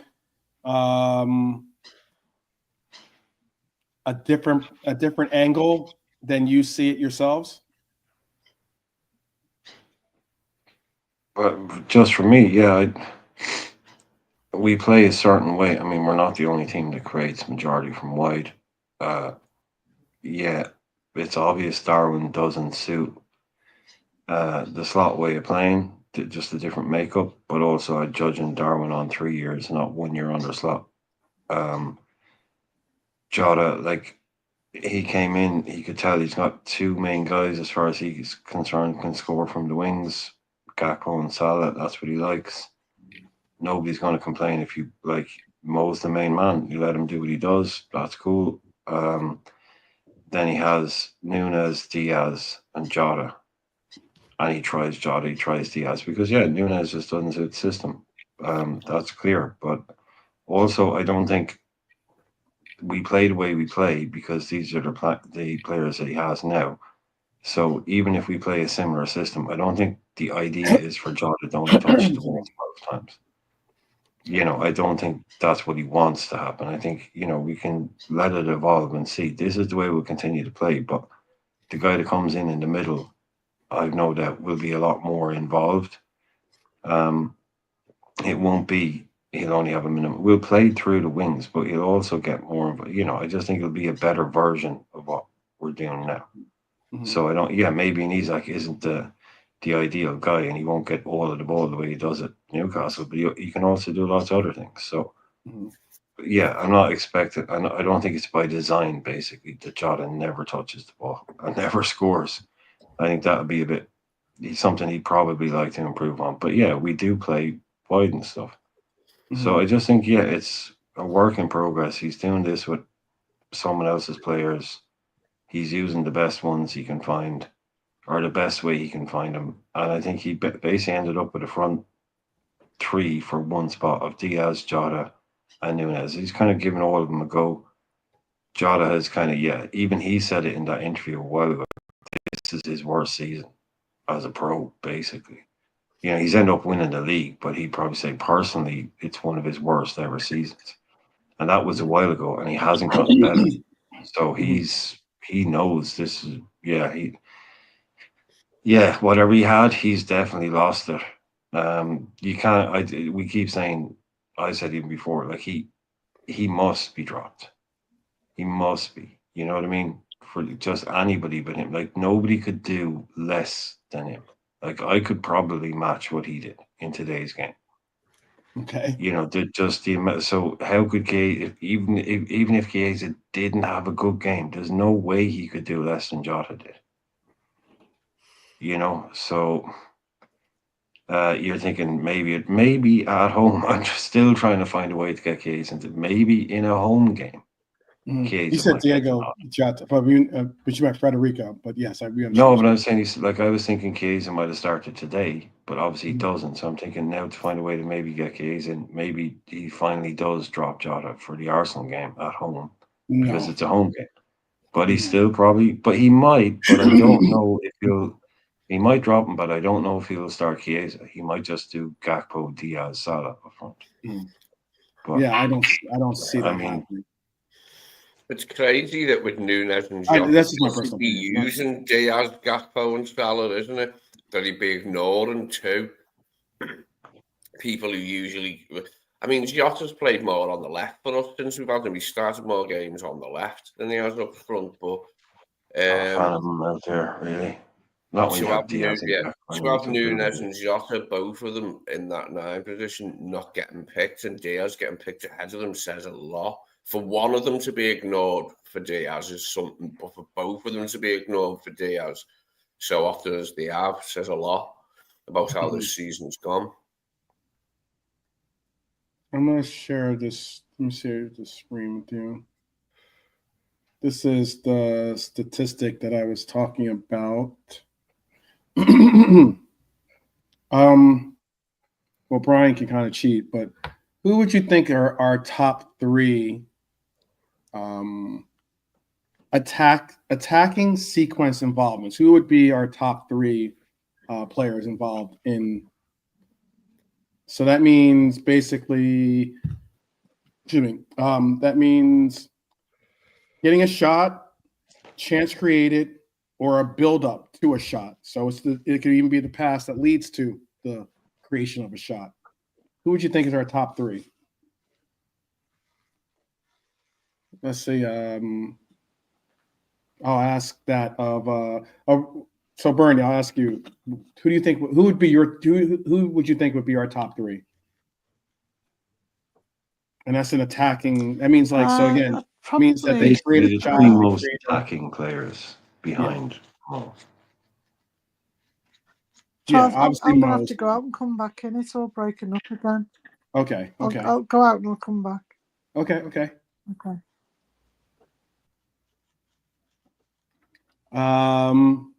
Well, Brian, you and Lee are off mute. I'll ask you two that question. This year, who do you think currently is our top 3? They call it attacking sequence involvements. So that means that it's a shot, chance created, or I'm just telling for the chat. Yeah, or build up the shot. Yeah. She's back. Brian's back. Can you hear us, Bernie? Hello? Yep. Is everything okay? Better? Yeah, no, it's breaking up. I don't know what's up. I think it must be. Is it breaking up for anyone else, or is it just me? No, you sound fine. You sound good.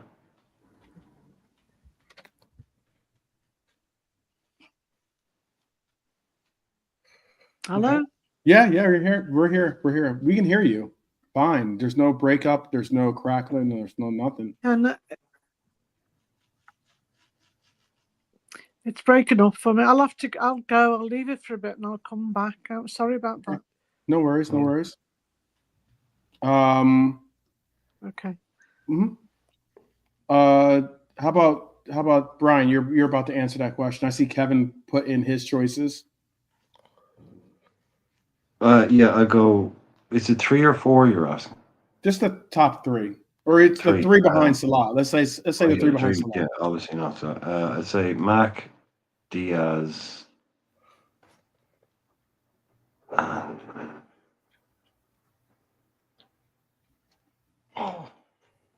wildcard Gravenberch.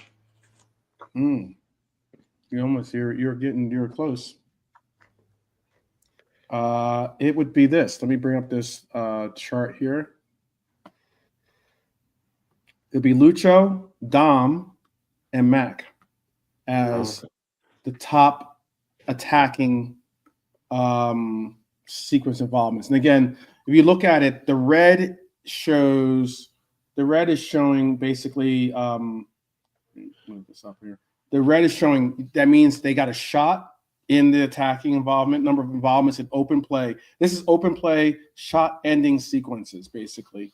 So they in the play, they either got a shot off, they got a chance created, or they had a build up to the shot.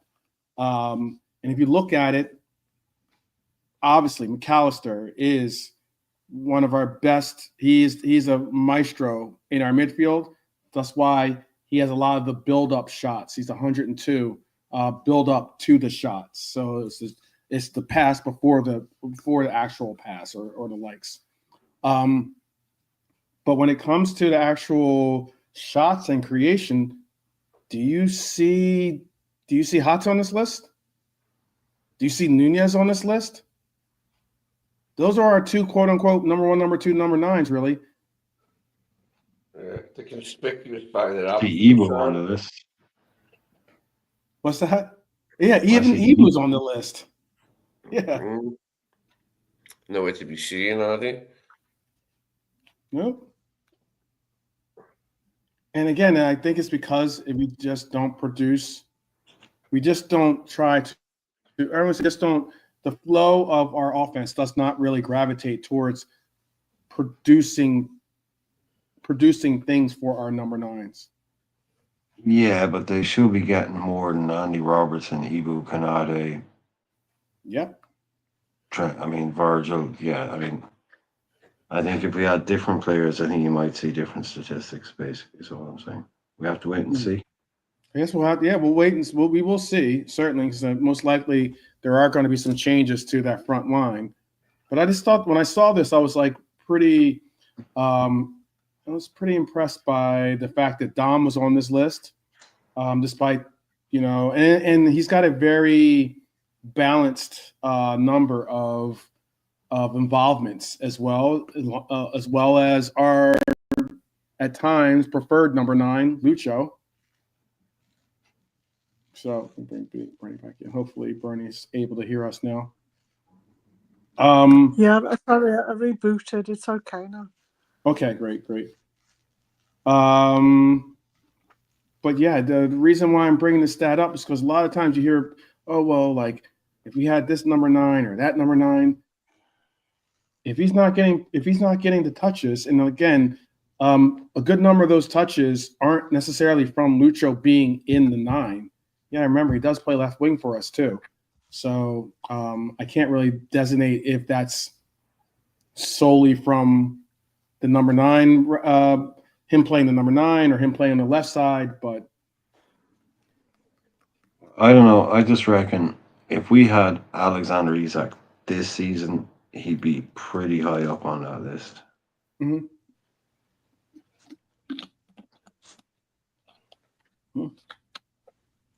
Possibly. I also think that Isak gets it's surprising Newcastle. Cody so far. Oh, Cody. Yeah, Cody. Yeah.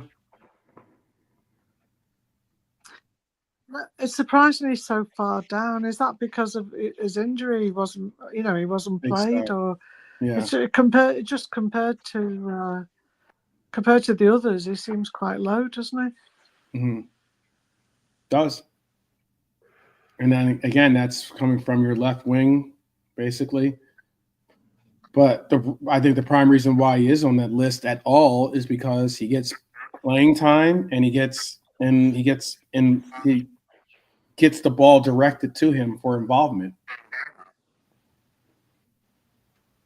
I mean, he can score. What's that? Because he can score. He's one of the best finishers. Yeah, that's what he's there to do. He's a finisher. Absolutely. His job. Absolutely. But I mean, yeah. That's why there's a heavier emphasis on him getting shots. You don't see him get that many. He doesn't create that many chances per se. He just tries that same clipped ball to the back post every single time. If he doesn't shoot, he tries that same. It's like the shot that he tries, but he curls it with the outside to the back post. It's the same. He just does the same thing all the time. Mm-hmm. It's kind of annoying, that one. He's just trying to clip it in for Salah to nod it into the back post. Seems to be the only thing he can do. Mm-hmm. If you look at it, McAllister, 102. It's a wee bit predictable. Yeah. We're talking about 102 build-up play shots, build-up to the shot from McAllister, 101 build-up to the shots from Virgil van Dijk. That's that I can understand. Even with Gravenberch, he's got 92 build-up to the shots. They're more of like what I looked at as Thiago was for us for a little while. Thiago wasn't, getting a bag load of assists, but he was always somehow involved in at least that build-up to when he got on the pitch. Obviously, he was at least involved in some way of probably building up to that shot. And Virgil with his diagonals, or McAllister obviously being the main maestro in our midfield, you get that, you know. But it was just an interesting statistic that I saw. Well, I mean, who else is going to be there when you look at it and you think about it? I mean, these are the guys that are supposed to be doing these things. Is what you're expecting from them. Mm-hmm. I mean, it doesn't really feel like that. Robbo's been that influential this year, but it shows he's still putting up. He's played a lot of games though. Yeah. Yeah, that's what I was. If we're going to go, I always just prefer. It says the minutes. I'll make it a little bigger. Let me make it bigger for you. It tells how many minutes they've played too, and you can see. You asked about Cody, for instance, Bernie. He's only played 1,625 minutes, as opposed to everyone else on this list has played over 2,000 minutes at least. Yeah, because he was out with an injury, wasn't he, for a bit? Do you know that the surprising thing though for me is, I mean, and it is ultra nitpicking this, because you know when you think about it, we've played some fantastic football this year, but what I don't know why we're lacking it, but it's like all the players have got it in them to give fantastic performances. No less like Dominic Szoboszlai. Some of the games he's been in, we thought, oh, this is the Dom that we signed. This is what we want for him. You know, this is how he's played to Hungary, and you think, oh, this is great. And then the next game, he's a shadow of that. So, and it just for me, the worst thing that's come out of the last few games. For me, well, not obviously the one where we won the Champions League, the last one, but the Premier League. But what's come out of everything for me is this lack of consistency. You know, where you can't say that you play in. I mean, you could say, well, they're elite; they're not going to play every single game. You know, heavy metal sort of thing, but they have to be the champions, and they're allowed to have some fall off. But our fall off is flipping that. It's either one or the other, isn't it? Right. It's either we're playing fantastic or what did they do today? And I wish we could just get that middle of the road with them, that we could call it a consistent game every game. Right. No, I agree. I can understand that. Yeah, I think someone was talking about, for instance, I think it was Kevin asked me, big chances created, I think, or what is the conversion percentage? I don't have their conversion rate, but I do have, for instance, I know people are very critical of both Hata this year, who's openly said this is possibly his worst year. And if you were to look at it, let me pull this up here. Is it?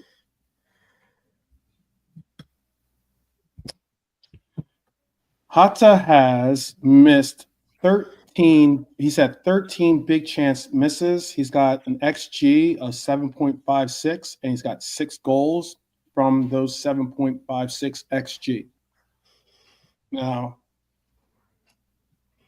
Darwin Nunez, when you look at his statistics, Darwin Nunez has started 6 less games than Hata.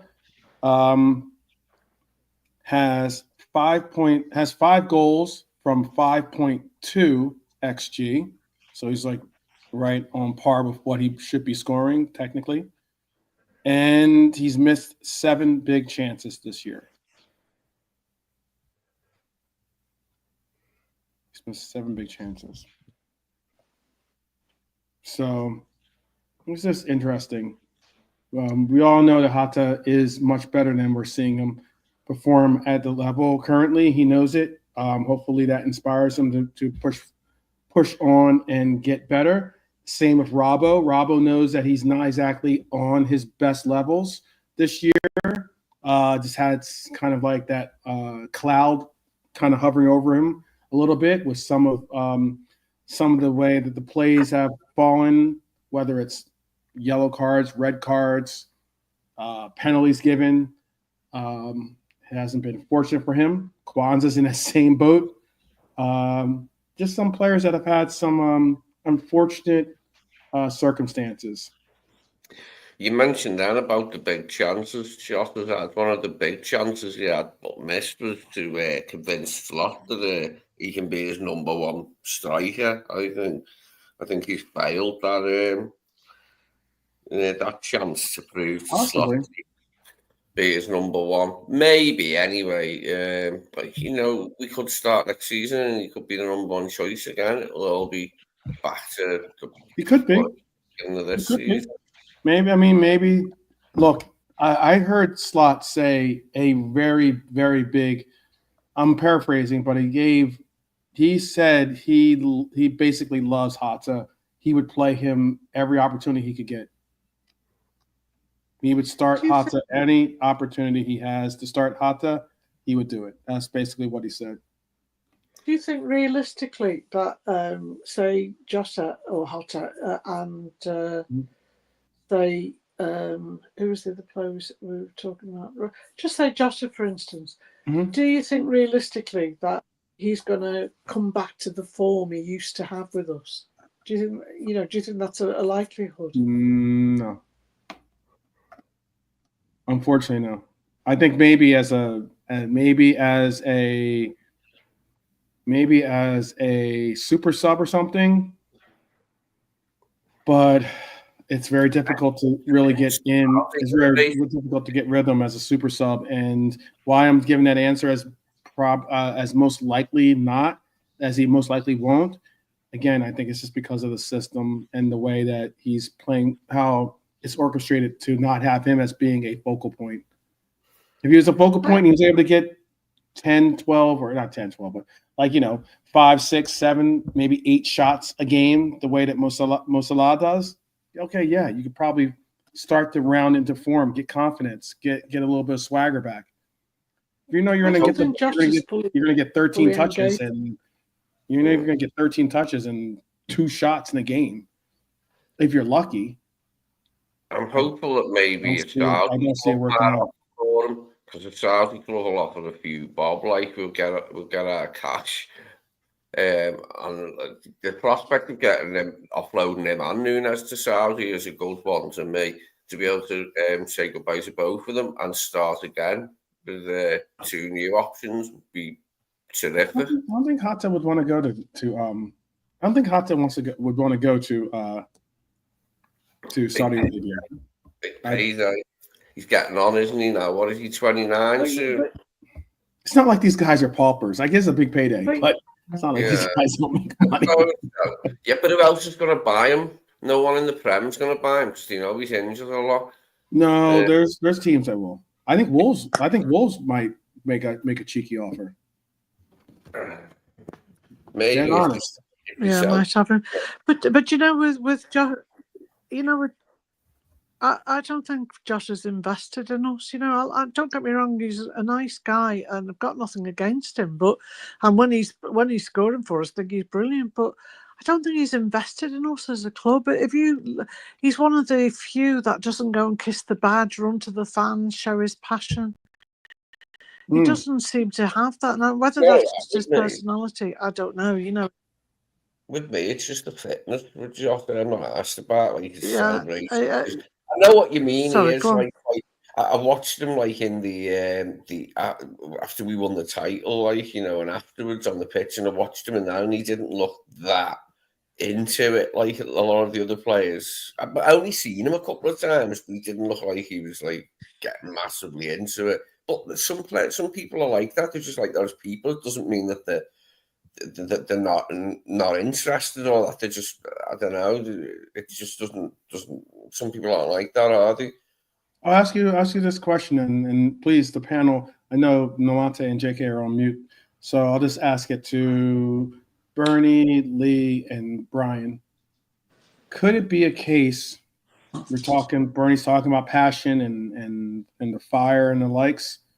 I know some brought up about Chiesa. I noticed it myself personally when we wrapped up the league against Spurs. You could see that Chiesa was happy, but it wasn't necessarily like he was, really like letting loose. It seemed like, you know, it kind of seemed like he had a little bit of a blank stare of like, you know, I get we won, but was I really a contributing factor in this the way that he wants to be? Could it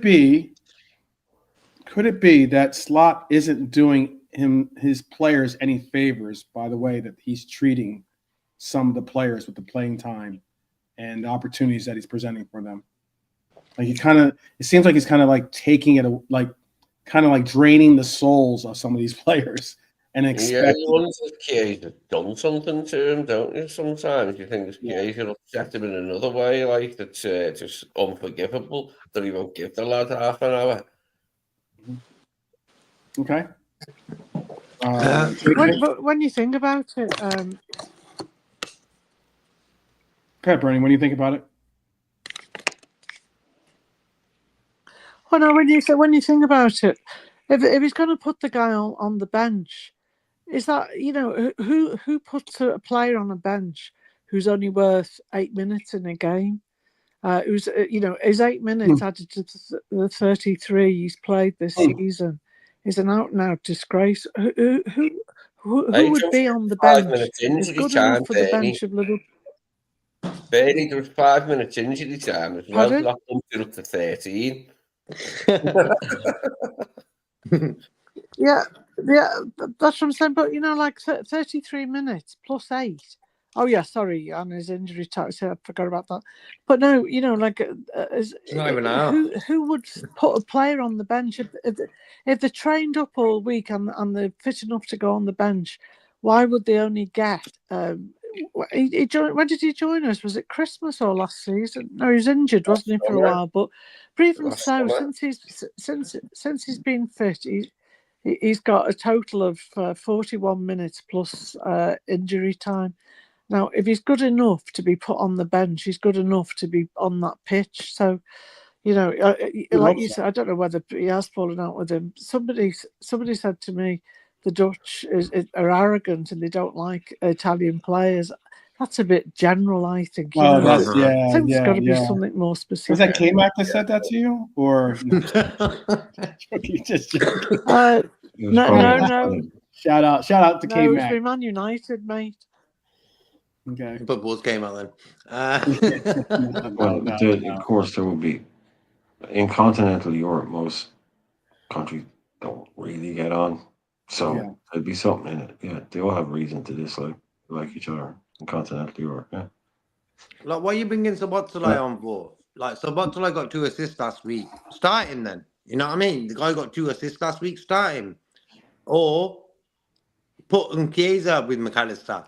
You know, 2 guys who could get a goal.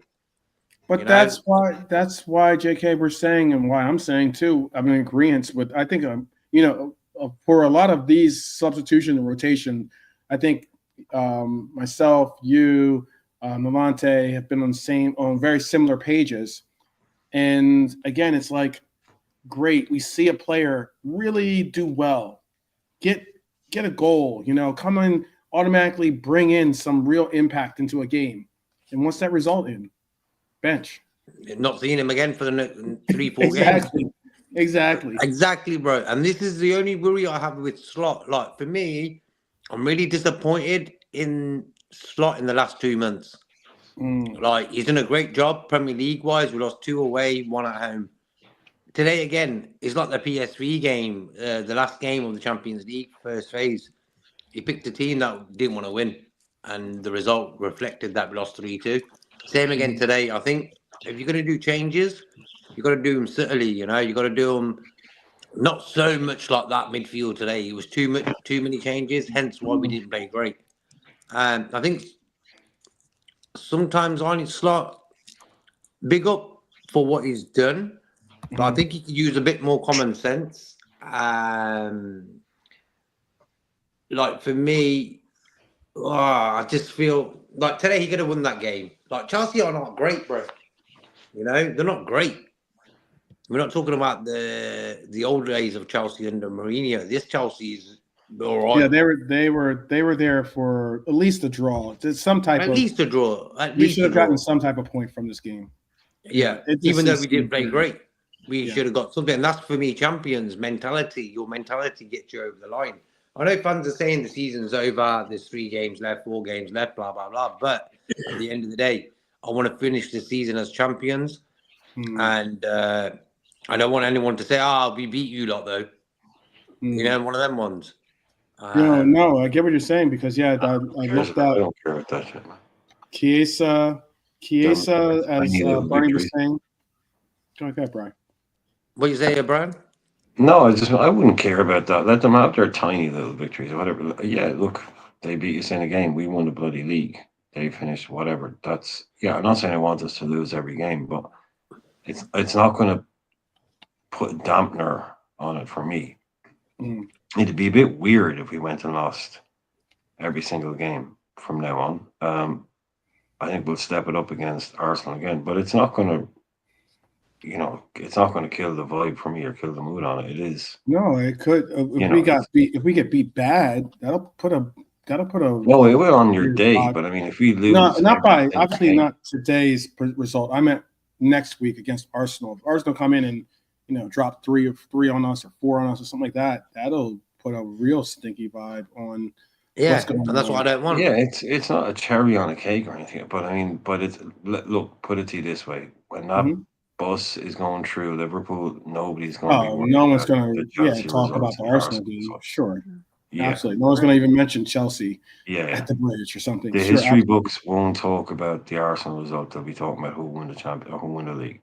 You know what I mean? None of us are coaches, but there's a saying: a bird in the hand is worth 2 in the bush.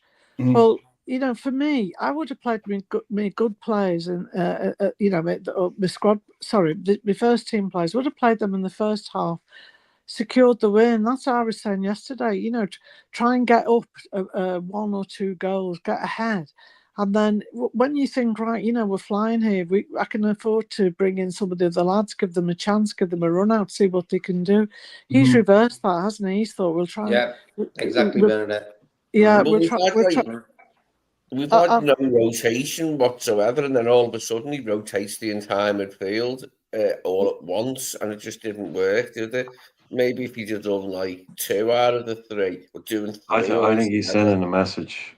I think he's sending a message. What is that? Think he's. What's the message he's trying to say? These guys are for sale. Watch out! Yeah. Tell me the message. Interpret the message. I'm just asking. Yeah. He said it before in a joke. He wasn't a joke, but also with the Chiesa thing. Yeah. I think Slot, obviously, Dutch people who excel in things and get to the elite level are extremely self-confident / arrogant, whatever you want to look at it, driven. He's come in, he's been laser focused. Did you say on rude? No, I was joking. Yeah, up front, he's come in, he's been good evening to Mighty Mag, by the way. Good evening to Mighty Mag. I can't type it at the moment. But yeah, he's been super laser focused, and yeah, football is a ruthless business. It's a really, it can be harsh. And he's done that in a very extreme way, yes, this season. Very much, definitely. Players like Chiesa, he's been, even, but I was going along with it earlier on, but whatever, we'll get to that. Or we all know about that. But yeah, he's been probably taking it a bit too far this season. But he'll say, I won that league. And I won it by doing it the way, and collateral damage. You can't take that away from him. He won the league. Yeah, I'm not trying to. Yeah, I'm not trying. No, but I definitely think there could have been more time. We didn't need mass changes and certain things, but there could have definitely been more time for people like him. Which the Chiesa thing is so bad, it actually makes me think it's personal. Yeah. That there's something else going on that's beyond football. Purely my speculation, because I think the lack of minutes for him it is. Some people say disrespectful or whatever, but it is genuinely just a bit weird at this stage. Yeah, it's just odd, really, especially when Darwin Núñez isn't a type of number 9 that you want through the middle. Okay, you want someone that can drop deep and link up like Jota. Okay, Jota's been absolute dog muck for 2 weeks now. Chiesa can't even get 45 minutes. He's a Jota type. Okay, you can say, oh, I won't play Darwin because he won't fit the system. Chiesa, you're telling me Chiesa can't do what Jota does, and what Jota does is basically F all. How is that going to be worse? Even it's getting to the point now which it is genuinely strange. Yeah, Yeah. and he Unbelievable, looks isn't it? he looks exciting, Kaiser, doesn't he, when he gets on the pitch compared to, now Jota doesn't look exciting. Kaiser does. He looks like he's got a bit of something about him, a bit of talent and skill, and it's just so frustrating for us. I mean, he's probably going to go, and we'll never see. It's going to be one of those what if, isn't it? Because we'll never know. He makes the most. He is, I think, the second most creative player on our team in just numbers, statistically. I think, and you'll be like, oh, he doesn't play that much. He doesn't. So he played in the Prem. He's played 5 games. He's played on average 11 minutes. So he's played a total of 53 minutes, including today, so far this season. And why I was saying it is different in that Newcastle game. For instance, obviously he scored a goal. He had a lot of he was active on the ball. His numbers statistically, I have to pull up the exact statistic how it's worded, but in essence, he creates in the number of minutes he has the second most creation of opportunities and the like. So despite him only having 53 minutes, for instance, he's still got 0.25 xg or 0.5 xg or something like that. It makes a difference of why and how he creates. This sounds cynical, but do you think Slot's keeping him from playing to save him from injury so he can sell him? That's one of the only reasons I can think of. It's either that or it's something else. Because why wouldn't you? It's at the why wouldn't you at this stage? Yeah. It's Because hard to even if work he out. isn't super fit, you're not asking him to play 3 games a week. You're just asking him to play 45 minutes. Fit enough to be on the bench, No, that paltry amount of minutes that he's got, never more than 11. I mean, I was all geared up. I think a few of us were to see more of him around the time of the Brentford away when Darwin scored 2 late on. He come on and helped change that. And I thought, all right. I thought we're getting ready to see him now because we were seeing a bit more and more of him gradually. That whole 55 minutes of it or whatever it's been. But it just didn't happen. For Slot to not fancy him to that degree where he's not worth more than whatever it's been, 55 minutes, if that's what you said it was, all in all. I was talking to my nephews today and I said, what do you think of Chiesa? And they said that it's exactly the same thing. They said it's sinful. He hasn't been played. He's talented. He was doing fantastic. He's such a skillful player. Everybody, if you talk to anyone, any Liverpool fan, I'd say 99% want Chiesa to play.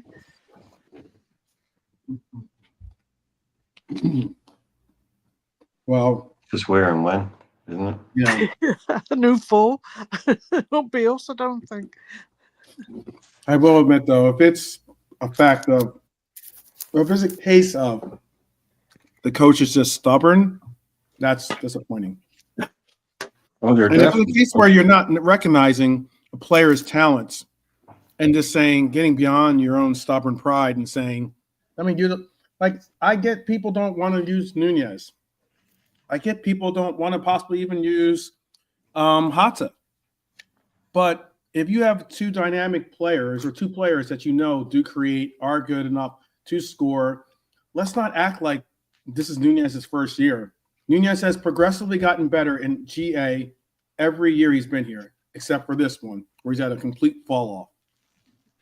Is that because the player is this is his true levels? I don't think so. I think he's been sapped of his confidence, and I think he's just in a system that's not going to look to facilitate his better qualities. If you know that Nunez is good at utilizing his pace and getting behind defenders, well then orchestrate that into your play, and then maybe you get some production out of the 9, or at least you can keep the defense not making you thinking that you are what Klopp's quote unquote teams became for some, at least Ancelotti's version of, or Ancelotti's opinion of it, predictable. And that's why I'm getting at being so particular about Slot and his use of some of the players, whether it's Elliott, whether it is Chiesa, whether it is Nunez, whether it is Hata. I mean, like, Slot has his favorites. Let's not get. I think that's down to.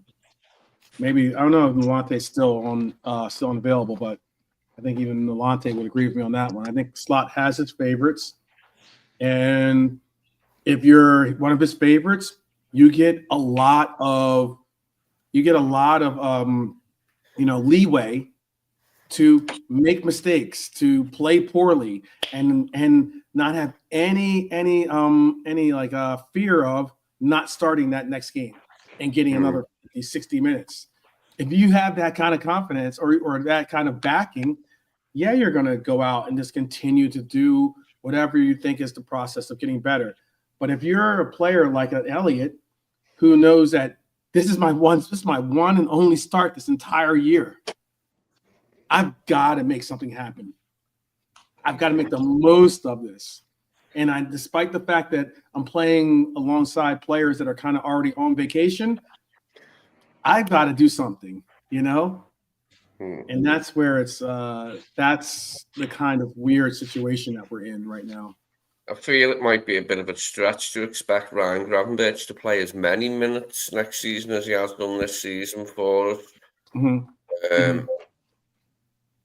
But you just don't know. But without him, if he was to have periods out injured next season, it'd be a lot harder. If we don't make a midfield signing, we'd be looking at Bajcetic filling the gap, wouldn't we? Or Endo if Endo stays. I think we need a signing. Angelo Stiller, I have confidence in Bajcetic. Am I the only person that's with confidence in Bajcetic? Yeah, to a degree, but I think we still need a signing as well in midfield. If we get a signing, then but my point, we're just talking about players that can't even see the Chiesa, Elliott. They all have incredible talents, incredible skills. These players can't even see the pitch. Yeah, like today McAllister and Gravenberch didn't play. But I'd like next season for us to have somebody and say Bajcetic who could play in their place and we'd still win a game, or at least be able to compete, because we didn't really compete that well today with that midfield.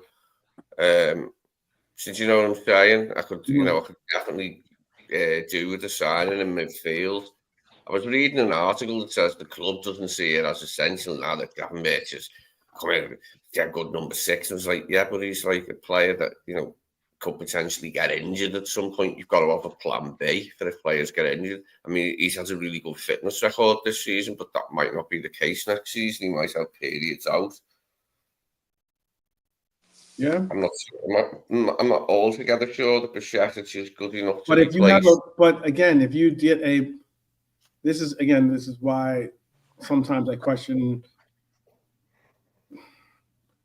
If you go and get a backup for Gravenberch, for instance, insert whatever name out there. That much as a backup as well. I'd see them as well as someone who could play with him, but also one of the main things would be somebody who could play in his place if he wasn't available or we needed to rest him.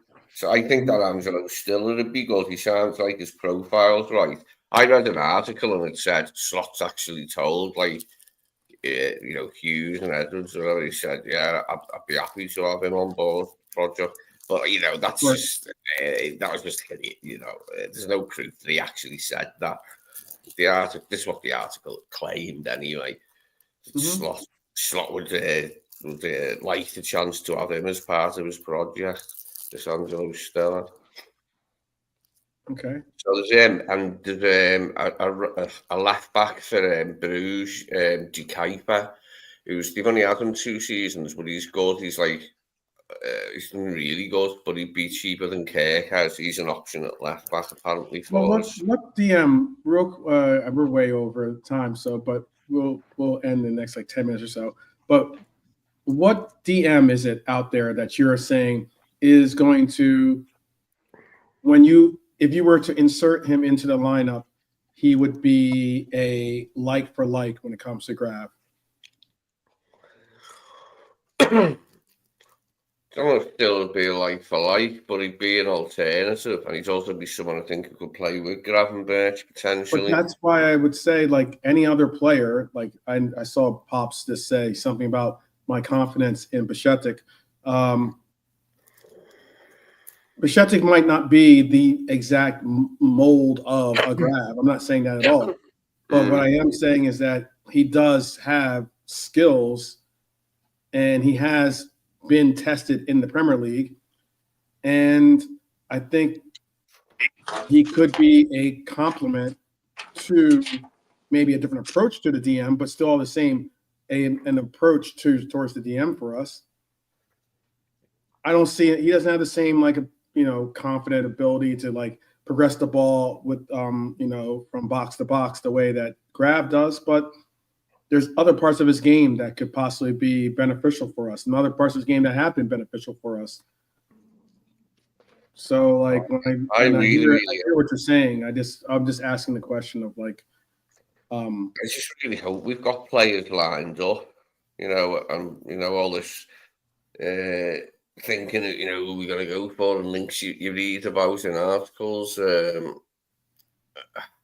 just hope that it goes well this summer, because if it does go well, it's got the potential to make next season really good as well, hasn't it? Oh, I definitely want to hopefully defend this title. Well, City's going to be the main rival. If they don't get sanctioned with this FFP palaver, and they're able to spend again this summer, they will spend again this summer, because they are City, and that's what they do. They spend. But yeah, if they're able to go out and just buy a load more new players as well to add to the load more that they bought in January for just under 200 million, then they're going to be, especially if Rodri's back, if he's back and like at his Rodri best, we're going to have a job on our hands with them. But I'm up for it, yeah, and I'm up for this. I just hope nothing horrible happens like what happened to our last title defense. Is there a name out there, you guys, real quick? B, Brian, Alante, JK, is there a name out there that again is a guarantee? I don't know. We've gravitated towards Grav, but when it comes to a DM, yeah, there was a few bits, yeah. But let the lads go. They're on mute, but if they're off mute. Bernie, do you have a name out there that you're thinking of? Sorry, it's breaking up again. Do you have a name out there that you're thinking of at the DM? That could be either someone to give Grav competition, or if not, maybe at least someone that could be a deputy. Yeah, I'm not sure whether he's in the right position, but I like Stiller, but I'm not sure if he's in the right position to cover for Grav or not. Okay. Nolante, are you there with us? Or JK, are you there? Yeah, the lad at Brighton, Barella. He looks all right, Barella. Believer. Barella. Yeah. Good little player. This is what I'm saying about football, bro. There's not a big basket to say, yeah, this is the guy. This guy is still out. My point. Yeah. This guy's still about Stuttgart. It's not as easy as people think it is to just be like, I'll take this. Have you noticed now, bro, how and done. Right. Have you noticed how football now? You have one good season, straight away you're worth 80 million. Yeah. It's a joke. Oh, no. Straight away you're worth 100 million, apparently. You know how many players have been worth are getting rated at there's no way the Laps had a really promising year. Is he worth 100 million? No, he's not going for 100 million. He's going for 30 million, dude. They got relegated. That's his release clause. I'm just saying the point is that they've been put out there that this is what they would like to get for these players. 100 million. If they It's stayed pretty up, high. 50. Make that believe it a bit expensive, I believe. He's good. Yeah, just on Bajcetic, I'd say, look, on Bajcetic, you know, I've always rated him very highly. So to me, definitely comes back. Probably very prominent in pre-season. I'd imagine Slot will get a proper look at him. Make or break. If he stays, it'll probably be good news for him. Because if he stays, he won't be staying to really, you know, hang around. He'll probably get minutes. I can see him being good backup. Barney mentioned both of them there. Who do I think? Who would I like us to get? He's different to Gravenberg. I'd see him more as a kind of an all-rounder replacement. That would be Baleba at Brighton. There'd be him. There's a couple other guys, but they'd be unobtainable. But if you're to ask me who in the world could be gotten by that could replace what Gravenberch does and does it better, Right, then that's what I'm asking. Barella is that guy. Barella is exactly that guy. Now, if he could come to England and perform the way he does in Italy, because he's all about Inter Milan, who knows? Probably not. But if you want it stylistically and someone who's just world class at it, yeah, Barella. Someone who can sit in front, take the ball, turn, run past people, and give a pass. That's who for me I'd take. Okay. But you ain't getting him. Not getting them, most likely. No. Well, these questions are all questions we're going to have to deal with this summer. But right now, we're going to have to retrain our focus, maybe hopefully retrain our anger or at the Gooners, as they will be giving us a guard of honor, I would assume, giving us a guard of honor at Anfield. My great panel here. Is there anything that you'd like to say to the people before we allow for them to enjoy the rest of their Sunday, despite the Reds' unfortunate loss? Lee, is there anything you'd like to say? I hope Arsenal bring Goonosaurus as part of their guard of honour. We've got the liver bird, haven't we? Haven't we got a live, like a bloke who dresses up as a big liver bird or something like? Fred, no. Larry the Mighty liver Red. bird. Mighty Red. Mighty Red. Mighty Red. Yeah. He's kind of he's a mix between different things. It's not Funny them mascots, aren't they? Yeah. I think he's a leopard bird. He's kind of like a mixture between like a dragon and a dinosaur and a live bird. Yeah, it's kind of all. Yeah. I think someone won a competition to design him. It was like a kid that won the competition, and that's what he was saying. It's part this, part that, or whatever. But yeah. Yes, Bernie, big up to Bernie, by the way. There was something wrong with her audio, so she had to drop out. So good night. Good night. You'll never walk alone for sure. JK, anything you'd like to say before we push out?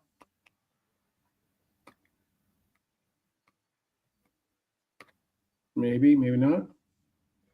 Or even Alante. I know they've been on mute for some time. They might not be available. Well, I'll allow for I'll do a piece for them at the end. But Lee, you said your piece. Brian, would you like to say a shout to the crowd, shout to the audience? No, it's just usual to everybody. Thanks for being here. Thanks for listening, watching, and putting stuff in the chat. Mighty Mag, good to see you back. It's always good to see you back. So, I wish you well. He's got a lot going on. Sorry, I wish you well personally.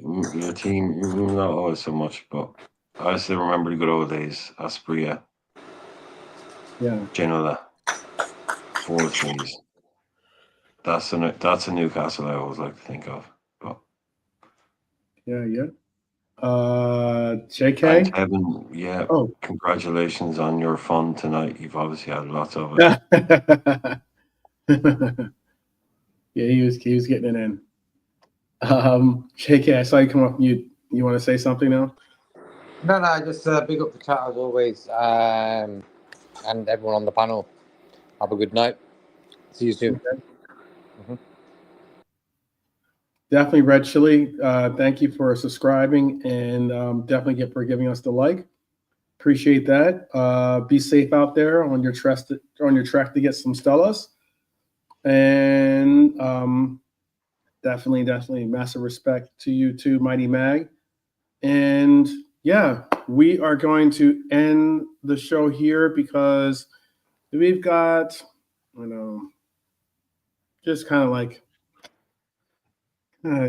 shake it off, right? Taylor Swift style, shake it off and keep it moving. We're gonna hopefully get. Dua Lipa is going to be very, very, very disappointed to hear Me that. saying her, yeah. Hey, it's a tough world out here, but but yes, big up to everyone in the chat. Big up to the panel. Thank you again to Nolante. I know Nolante wasn't able to say goodbye, but I'm sure in his heart he wanted to say peace and good tidings to all the Reds. And yeah, we'll get them. We'll get these Gooners hopefully this weekend and get a nice little bounce back win from this loss. But until then, as always, up the Reds. And I would also like to say, hey, join us definitely. I will be able to do a show tomorrow. So yes, definitely join us tomorrow if you can.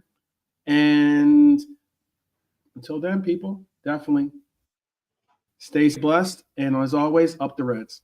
We will see you soon.